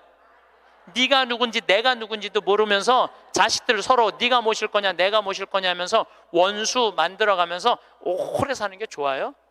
나는 오래 사는 건 좋은 게 아니에요. 오래 사는 거는 그냥 사는 날까지 즐겁게 사는 게 중요한 거야. 그냥 사는 날 매일매일 즐겁게 사는 게 제일 중요해. 먹고 마시고 노는 일이 참 중요한 거예요. 그래서 여행도 다니고 피정도 이렇게 다니고 친구들하고 단풍 구경도 가고 돌아다닐 수 있을 때까지 돌아다니다가 86살에 그냥 주무시다가 죽어. 그냥 100살까지 건강하시면 안 죽어도 돼요. 그런데 돈 쓰는 거 아까워갖고, 돈 쓰는 거 무서워갖고 쓰지도 못하고 뒷방에 쭈그리고 앉아서 그러면 어떻게 되는 줄 아세요? 다리에 힘 풀리면 누워서 똥오줌 싸요. 너도 피해주고 나도 피해주는 거야. 그런 사람들이 힘든 거예요. 그냥 건강하게 움직이는 사람은 사는 날까지 건강하게 살 수 있어요. 행복하게 살 수 있어요. 그렇게 살으라는 거예요. 저는 여러분들이 사는 날까지 즐겁게 살기를 바라는 거예요. 사는 날까지. 저는 6년 전에 위암 수술을 했어요. 위를 3분의 2를 잘라냈어요. 근데 제가 6년 전 4월 6일 날 수술을 했는데 2월 달에 진단을 받았어요. 2월 달에 진단을 받았는데 내가 수녀님한테 그랬어요. 수술 날짜가 언제냐? 4월 6일이라고. 내가 4월 3일까지 사순 특강 잡아놓은 스케줄이 있으니까 4월 3일까지 강의를 하겠다. 그리고 4월 3일 날 병원에 들어가겠다. 수술하고 3일 지나고 나서 조치를 별로 취하는 게 없더라고. 요즘은 더 이상 조치 취할 거 있느냐? 없대. 난 퇴원해야 되겠다. 수술 강의가 많아서. 그래서 나갔어요. 근데 수녀님이 또 전화 왔어. 신부님, 죽는 거 무섭지 않냐는 거예요. 죽는 거. 난들 왜 죽는 게 안 무서웠겠어? 이렇게 멀쩡하게 강의하고 저녁에 사제관에 가갖고는 누워서 죽으면 어떻게 하나 고민했죠. 근데 내가 46 인생을 돌아보니까 50개 나라를 다녔어요. 하고 싶은 대로 다 하고 사는 거예요. 그리고 2개 본당 신부, 평택 비전동, 경기도 광주 능평 본당 신부 하면서 교우들 원 없이 사랑했고 사랑받았고, 또 평창에 들어와서 생태마을 꾸며서 수많은 정말 외롭고 힘든 사람들 와서 행복 느끼고 삶이 변하고, 뭐 우리나라 교우들만 전 세계에 있는 우리 교우들도 많이 오고, 우리 천주교 신자만 개신교, 불교, 비신자들도 많이 와서 행복을 느끼고, 이러면 됐지. 그냥 떠나도 되겠더라고요. 딱 마음에 하나 걸리는 게 있었어요. 부모님 앞서가는 거. 불효 중에 최고의 불효는 뭐예요? 부모님 앞서는 거예요. 나는 우리 어머니 아버지가 너무 오래 살아. 죽고 싶어도 부모 때문에 못 죽어. 죽고 싶어도 부모 때문에 못 죽어요. 그래서 전 수술할 때까지 집에 안 알렸어요. 1달 반 동안 안 알려서 뭐 좋다고 알려. 수술할 때도 교구청의 관리국장, 우리 지금은 이제 천지남에 가셨지만 관리국장님한테 연락해서 사인하라고 그랬어요. 뭐 집 떠났는데 뭐 부모가 와서 사인을 해. 나이가 어려? 뭐가 어려? 그래갖고 교구청에서 사인하고 수술하고, 수술 끝나고 내 얘기 다른 사람한테 들을까 봐 그때 말씀드렸어요. 부모님 외에는 언제든지 떠날 수 있어요. 여러분들도 떠날 준비를 하셔야 돼요. 그래서 여러분들, 제가 요즘 이 강의 때문에 자료를 좀 보니까 참 중요한 얘기예요. 여러분들 자식들하고 나 의식이 없으면은 어떻게 하라고 얘기해 줘야 돼요. 이따가 죽었어. 그러면 어떤 자식은 수술을 해야 된다, 어떤 자식은 그냥 놔두자, 이러면서 자기네들끼리 또 싸워. 그래서 아까 말씀드렸듯이 죽음에는 시나리오가 필요해요. 내가 어떤 과정으로 죽어갈 것이냐. 그래서 여러분들 죽음의 문제만 해결되면요, 사는 문제도 그렇게 어렵지 않습니다. 제가 마지막 아름다운 노년을 위해라는 글을 마침 기도로 바치겠습니다. 성부와 성자와 성령의 이름으로. 우리는 살아오다 어느 날 문득 노년을 보내고 있는 자신을 발견하게 된다. 머리카락은 희끗희끗 반백이 되어 있고 생각과 말과 몸은 마음같이 움직이지 않고, 자신보다 훨씬 커버린 자녀들은 사회인이 되었고, 영원히 함께 있을 것 같았던 그들이었건만 이내 하나둘 우리들의 품을 떠나가며 어느새 결혼을 하여 아빠 엄마가 되어 있다. 100년을 함께 살자고 맹세했던 부부는 오랜 세월을 살아오면서 어쩔 수 없이 늙어가는 서로를 바라보며 노년을 보낸다. 가족을 너무 의지하지 마라. 그렇다고 가족의 중요성을 무시하라는 것은 아니다. 움직일 수 있는 한 나 아닌 다른 사람을 의지하는 건 절대 금물이다. 자신의 노년은 그 어느 누구도 대신해 주지 않는다. 당신이 진정으로 후회 없는 노년을 보내려거든 자신의 것을 스스로 개발하고 스스로 챙겨라. 그리고 반드시 한두 가지의 취미 생활을 가져라. 산이 좋으면 산에 올라 세상을 한번 호령해보고, 물이 좋으면 강가에 앉아 낚시를 해라. 운동이 좋으면 어느 운동이든 땀이 나도록 하고, 책을 좋아하면 열심히 책을 읽고 글을 써라. 자식들에게 너무 기대하지 마라. 자식에게서 받은 상처나 배신감은 쉽게 치유가 되지 않기 때문이다. 부모를 만족시켜주는 자식은 그렇게 많지 않다. 기대가 큰 자식일수록 부모의 마음을 아프게 한다. 악처가 효자보다 낫다는 옛말은 참고할 만하니 식어가는 부부간의 사랑을 되찾아 뜨겁게 하라. 그리고 이 나이는 사랑보다 겹겹이 쌓여진 묵은 정으로 서로의 등을 씻어주며 사는 것이 아니겠는가. 영광이 성부와 성자와 성령께, 성부와 성자와 성령의 이름으로 아멘. 감사합니다. 중요한 물건인데 나중에 필요해지면 어쩌지? 여러분 혹시 저장강박증이라는 말 알고 계신가요? 이 저장강박증이 원인이 되어 최근 고독사하는 노인분들도 많이 늘어나고 있다고 합니다.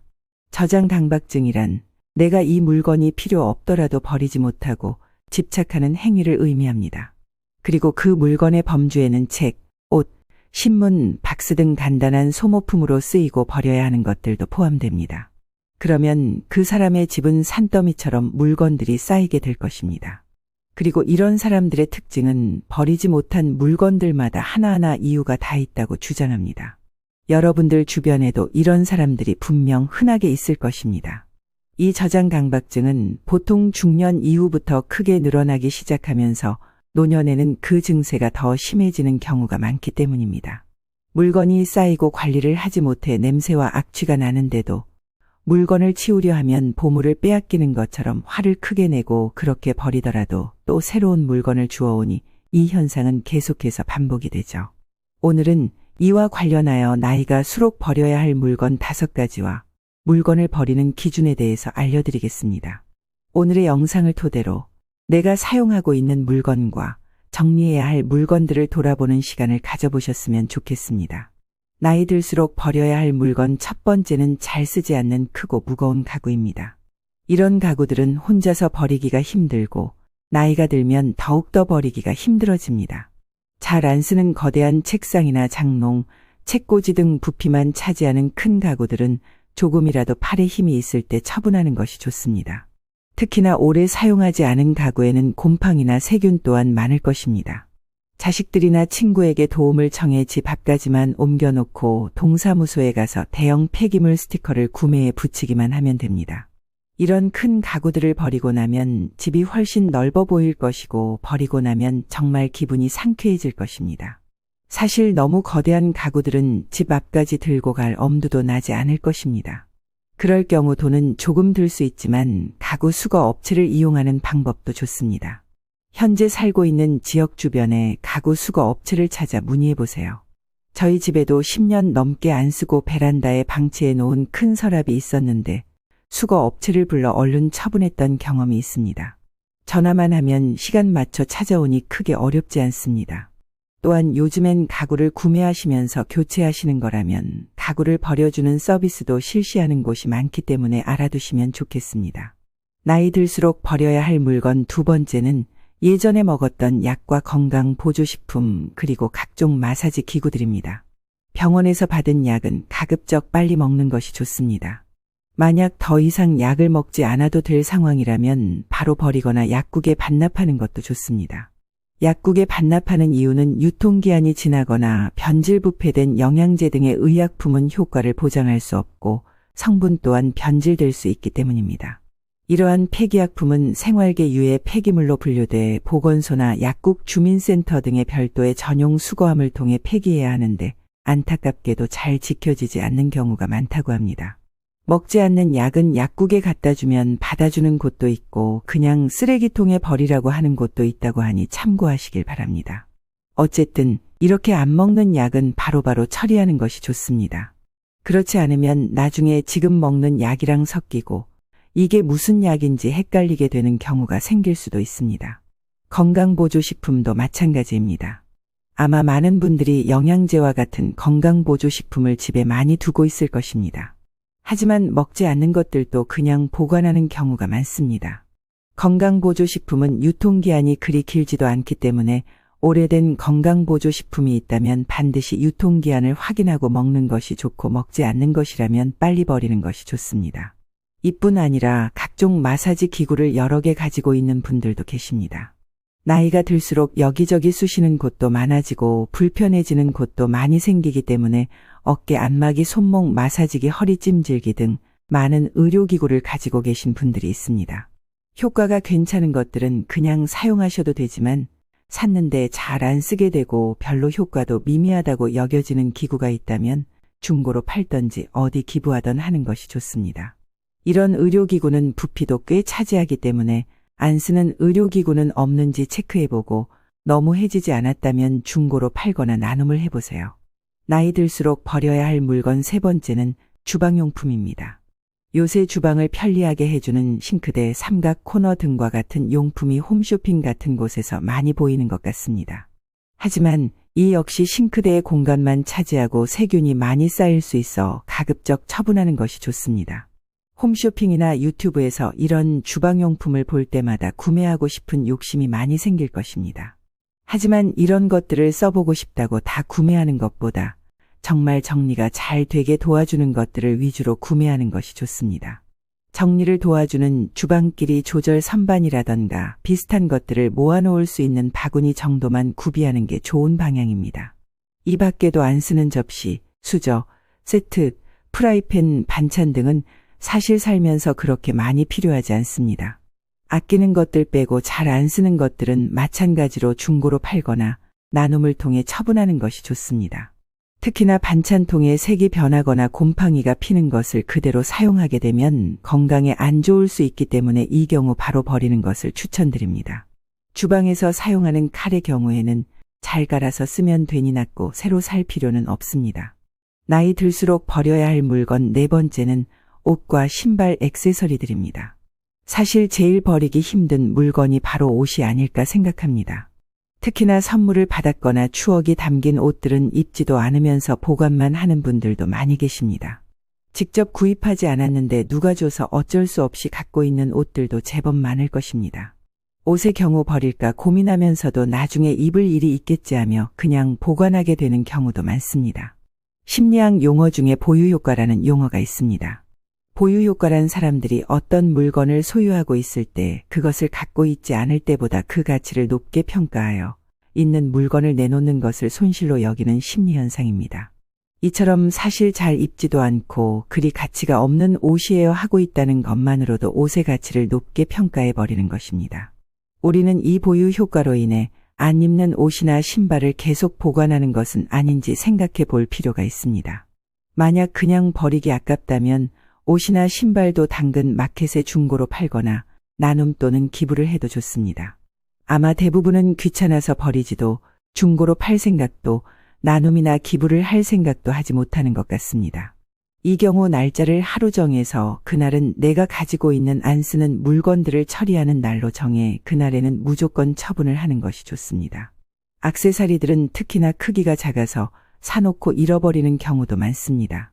이렇듯 너무 가지수가 많아지면 귀걸이 같은 경우에는 짝을 찾기도 힘들어질 수 있습니다. 가지고 있는 액세서리 중 일부만 사용하는 경우도 많을 것입니다. 이 경우 자주 사용하는 액세서리만 남겨놓고 나머지는 처분하는 것이 현명한 선택일 것입니다. 그게 아니라면 한 짝을 잃어버리지 않게 잘 정리를 하는 것이 좋습니다. 나이 들수록 버려야 할 물건 다섯 번째는 오래된 책입니다.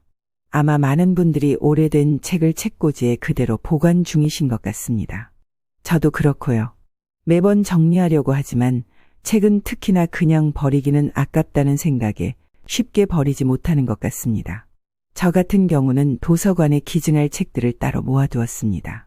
나중에 날을 잡아 도서관에 기증을 할 예정입니다. 아마 저와 같은 이유로 책을 버리기 아까워하는 분들이 많을 것 같습니다. 이런 분들은 마찬가지로 책을 도서관에 기증하거나 어린이들이 좋아할 만한 책이라면 보육원 같은 곳에 기증을 하면 좋을 것 같습니다. 중고로 파는 것도 물론 좋습니다. 책을 버리게 되면 집안의 부피를 많이 차지했던 책꽂이도 처분할 수 있어 공간 확보에도 도움을 줄 수 있습니다. 오래된 책은 되게 읽지 않을 확률이 매우 높기 때문에 정말 두고두고 읽을 책들이 아니라면 하루빨리 처분하는 것이 좋습니다. 이외에도 유통기한이 지난 화장품, 이불 시트, 오래된 냄비 등 처분해야 할 물건들이 많습니다. 다 한 번에 처리하려는 욕심보다는 차근차근 하나 처분하는 습관을 만들면 좋을 것 같습니다. 그리고 앞으로 무언가를 구매할 때는 내가 정말 오래 사용할 물건인지 신중히 생각 후 구매하는 것이 좋습니다. 아무리 처분을 잘해도 구매를 함에 있어서 신중하지 못하면 매번 처리해야 할 물건들이 생길 것이기 때문입니다. 아마 많은 분들이 물건을 처리해야 하는 것은 아는데 어떻게 처리해야 할지 그 기준을 딱 정하지 못했을 것입니다. 늘 정리도 못하고 버리지도 못하는 채 쩔쩔매고 있는 것입니다. 그래서 지금부터는 물건을 버리는 기준에 대해 알려드리겠습니다. 물론 여기에 정답은 없습니다.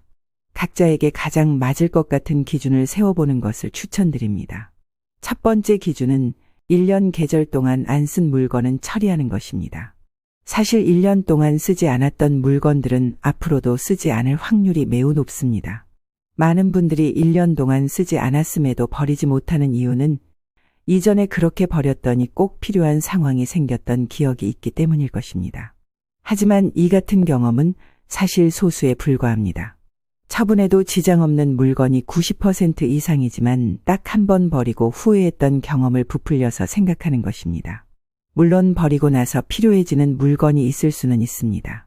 하지만 정말 소수에 불과할 것이기 때문에 이걸로 버리는 것을 미루게 되면 결국 아무것도 버리지 못한 채 물건이 쌓이게 될 것입니다. 잘 쓰지 않으나 버리기 아까울 때는 그 물건의 중고 가치를 돈으로 매겨본 다음 그 가격의 반으로 당근 마켓에 싸게 내놓는 것도 좋습니다. 팔리면 버리지 않아서 좋고 아무도 반응 없는 걸 확실히 확인하면 버리는데 마음이 가벼워질 것입니다. 물건을 처분하는 두 번째 기준은 소유할 물건의 수량을 정하는 것입니다. 그 물건들의 순위를 매긴 다음 순위에 벗어난 물건은 버리는 것입니다. 예를 들면 겨울 코트는 3벌로 개수를 정한 후 가지고 있는 코트의 순위를 매긴 다음 3위 안에 들지 않는 것은 버리는 것입니다. 프라이팬이나 냄비의 경우 5개는 절대 넘기지 않는 것이 좋습니다. 이외에도 어떤 새 물건을 사면 그에 해당하는 가지고 있던 오래된 물건을 바로 버리는 것도 좋습니다. 프라이팬을 새로 하나 장만하면 제일 오래된 프라이팬 하나를 버리는 식으로 말이죠. 이를 위해 일단 정리하고자 하는 물건들을 다 꺼내서 버릴 거, 생각해야 할 물건, 버리면 안 되는 물건으로 나눠 담는 것이 좋습니다. 그래서 확실히 버릴 것은 버리고 생각해야 할 물건에서 한두 달이 지나도 안 쓰고 안 찾게 되면 버리거나 나눔해서 정리하는 것도 좋습니다. 그 다음에 한꺼번에 정리하면 힘들기 때문에 하루 이틀에 한 군데씩 주방이면 주방, 거실이 거실 등을 정리하는 것도 좋습니다. 이러면 금방 정리가 될 수 있습니다. 또한 불필요한 물건은 애초에 생각하고 또 생각해서 구매하는 것이 좋습니다. 물건을 처분하는 세 번째 기준은 이 물건이 없어도 불편하지 않겠다 싶으면 버리자는 기준입니다. 이외에도 내가 죽으면 자녀나 다른 가족들이 과연 챙겨갈까, 챙겼을까를 기준으로 적용하는 분들도 계시고 주위에 나눌 사람이 있는지 물어보고 쓰지도 않고 받을 사람도 없을 때는 과감히 버리는 것을 기준으로 삼는 분들도 있습니다. 이 중 어느 방법이든 나만의 기준을 세워서 정리하는 날을 딱 잡아 필요 없는 물건을 처분하는 시간을 꼭 가져보세요. 버리는 것에 과감해야 집이 항상 깨끗하고 물건을 찾는데 1분도 걸리지 않게 됩니다. 사실 물건을 쌓아두면 문제가 이처럼 물건을 찾는데 오래 걸린다는 사실입니다. 어떤 분은 필요한 물건을 찾는 데만 30분 이상이 걸리기도 합니다. 이는 우리의 일상생활에 큰 영향을 줄 수 있습니다. 다른 중요한 일들이 많은데 이런 사소한 물건을 찾는 일에서 시간과 스트레스가 쌓인다면 당연히 일에도 지장을 줄 것이고 하루의 삶에도 지장을 주게 됩니다. 그래서 물건의 개수를 줄이게 되면 필요한 것을 찾는 시간도 줄일 수 있고 같은 물건을 찾지 못해 하나 더 구매해야 하는 경우를 피할 수 있습니다. 아마 많은 분들이 물건을 찾지 못해 새로운 물건을 하나 더 샀는데 나중이 되어서야 이게 여기 있었네 하며 찾던 물건을 뒤늦게 발견하는 경험을 해보셨을 것입니다. 심지어 어떤 분은 아끼는 양말 한 짝만 몇 개월을 보다가 결국 버렸는데 버린 그날 다른 한 짝을 찾았다고 합니다. 이런 상황을 피하려면 정리는 습관이 되어야 합니다. 물론 무작정 버리기만 하는 것은 환경에 좋지 않을 수 있습니다. 많은 전문가들께서 버리라고 말씀하시지만 그것도 결국 환경을 해치는 결과를 가져오게 되니 궁극적 해결 방법은 아니라고 생각하는 분도 계셨습니다. 중고로 팔거나 나눔을 하는 것도 좋지만 나눔을 할 수 없는 옷이나 자잘한 물건들 다 버리고 싶어도 내 집 깨끗해지고 집 밖을 더럽히는 것을 양심이 허락하지 않다고 생각하는 분들도 계십니다. 이런 의견도 당연히 존중받아야 합니다. 이 경우 구매하는 것에 정말 신중하게 결정하는 것이 좋을 것 같습니다. 버릴 생각을 하지 말고 닿을 생각을 하고 필요한 만큼만 사려고 하는 습관을 만드는 것입니다. 물론 너무 해진 옷이나 기능이 많이 고장난 제품들은 팔거나 나눔하기 어려울 수 있지만 쓸만한 제품들은 중고로 팔거나 나눔을 하는 습관이 좋은 것 같습니다. 너무 버리기만 하면 세상이 쓰레기장이 돼버릴 것입니다. 집안 구석에서 쓰레기 취급이나 받는 물건 중에서도 어느 다른 집에서는 아직 쓸만한 물건일 수 있습니다. 몽땅 다 버리지 말고 잘 골라내서 처분하는 것이 좋습니다. 물건들은 다른 용도로 재사용해 보는 것도 좋습니다. 예를 들어 짝 없는 면양말은 먼지 제거할 때 손에 끼고 장롱 밑 한 번 쓸어주면 기가 막히게 청소가 되기도 합니다. 아마 많은 분들이 아까워서 버리지 못하는 경우가 많을 것입니다. 이처럼 버리기 아까운 물건을 박스에 잘 담아서 아름다운 가게에 기증을 하면 버리는 게 아니고 아깝지도 않고 입양 보낸다는 느낌을 받아 기분 좋게 처분할 수 있을 것입니다. 그러니 버리기 아깝다고 그냥 집에 모셔두지 말고 어떻게 하면 잘 처분할 수 있을지 고민해 보세요. 지금 당장 안 쓰는 물건을 하나 정해 당근마켓에 올려보세요. 당근마켓에 올리는 방법을 모른다면 어떻게 올리는지 자식들에게 물어보거나 인터넷으로 방법을 직접 찾아보세요. 유튜브에 당근에 물건 올리는 법이라고 검색 후 그대로 따라 하시면 됩니다. 아니면 주변에 기부할 곳이 없나 찾아보고 직접 전화해서 문의를 해보세요. 그래서 기부해도 된다고 하면 날을 정해 물건을 가지고 그 장소로 가기만 하면 되는 것입니다. 아마 이것을 안 해본 분들은 어렵게만 느껴질 것입니다. 하지만 한 번만 해보면 됩니다. 그 한 번이 2번, 3번, 10번이 될 것이고 그러면 집이 정말 깔끔하게 변할 것입니다. 오늘은 나이 들수록 버려야 할 물건 5가지와 물건을 버리는 기준을 주제로 이야기를 드렸습니다. 버려야 할 물건 첫째는 크고 무거운 가구, 둘째는 예전에 먹었던 약과 건강 보조식품, 세 번째는 공간만 차지하는 주방용품, 넷째는 안 입는 옷과 신발, 마지막 5째는 오래된 책입니다. 물건을 버리는 기준 첫째는 1년 4계절 동안 쓰지 않았던 물건들은 처분하는 것, 둘째는 소유할 물건의 수량을 정하는 것, 마지막 셋째는 이 물건이 없어도 불편하지 않겠다 싶으면 처리하는 것입니다. 각자의 기준과 가치관이 다를 수 있고 정답은 없습니다. 그러니 자신에게 가장 맞는 법을 정해 집을 깨끗한 상태로 유지해 마음 건강까지 같이 챙기셨으면 좋겠습니다. 처음 한 번이 어렵습니다. 하지만 한 번만 물건을 잘 처분해 본다면 그 이후에는 아주 쉽게 물건들을 처분할 수 있게 될 것입니다. 그러니 반드시 처분해야 할 물건을 지금 당장 하나만 처분해 보시길 바랍니다. 지혜로운 모습으로 아름답게 추억되는 여러분들을 응원합니다. 나눔철학이었습니다. 감사합니다.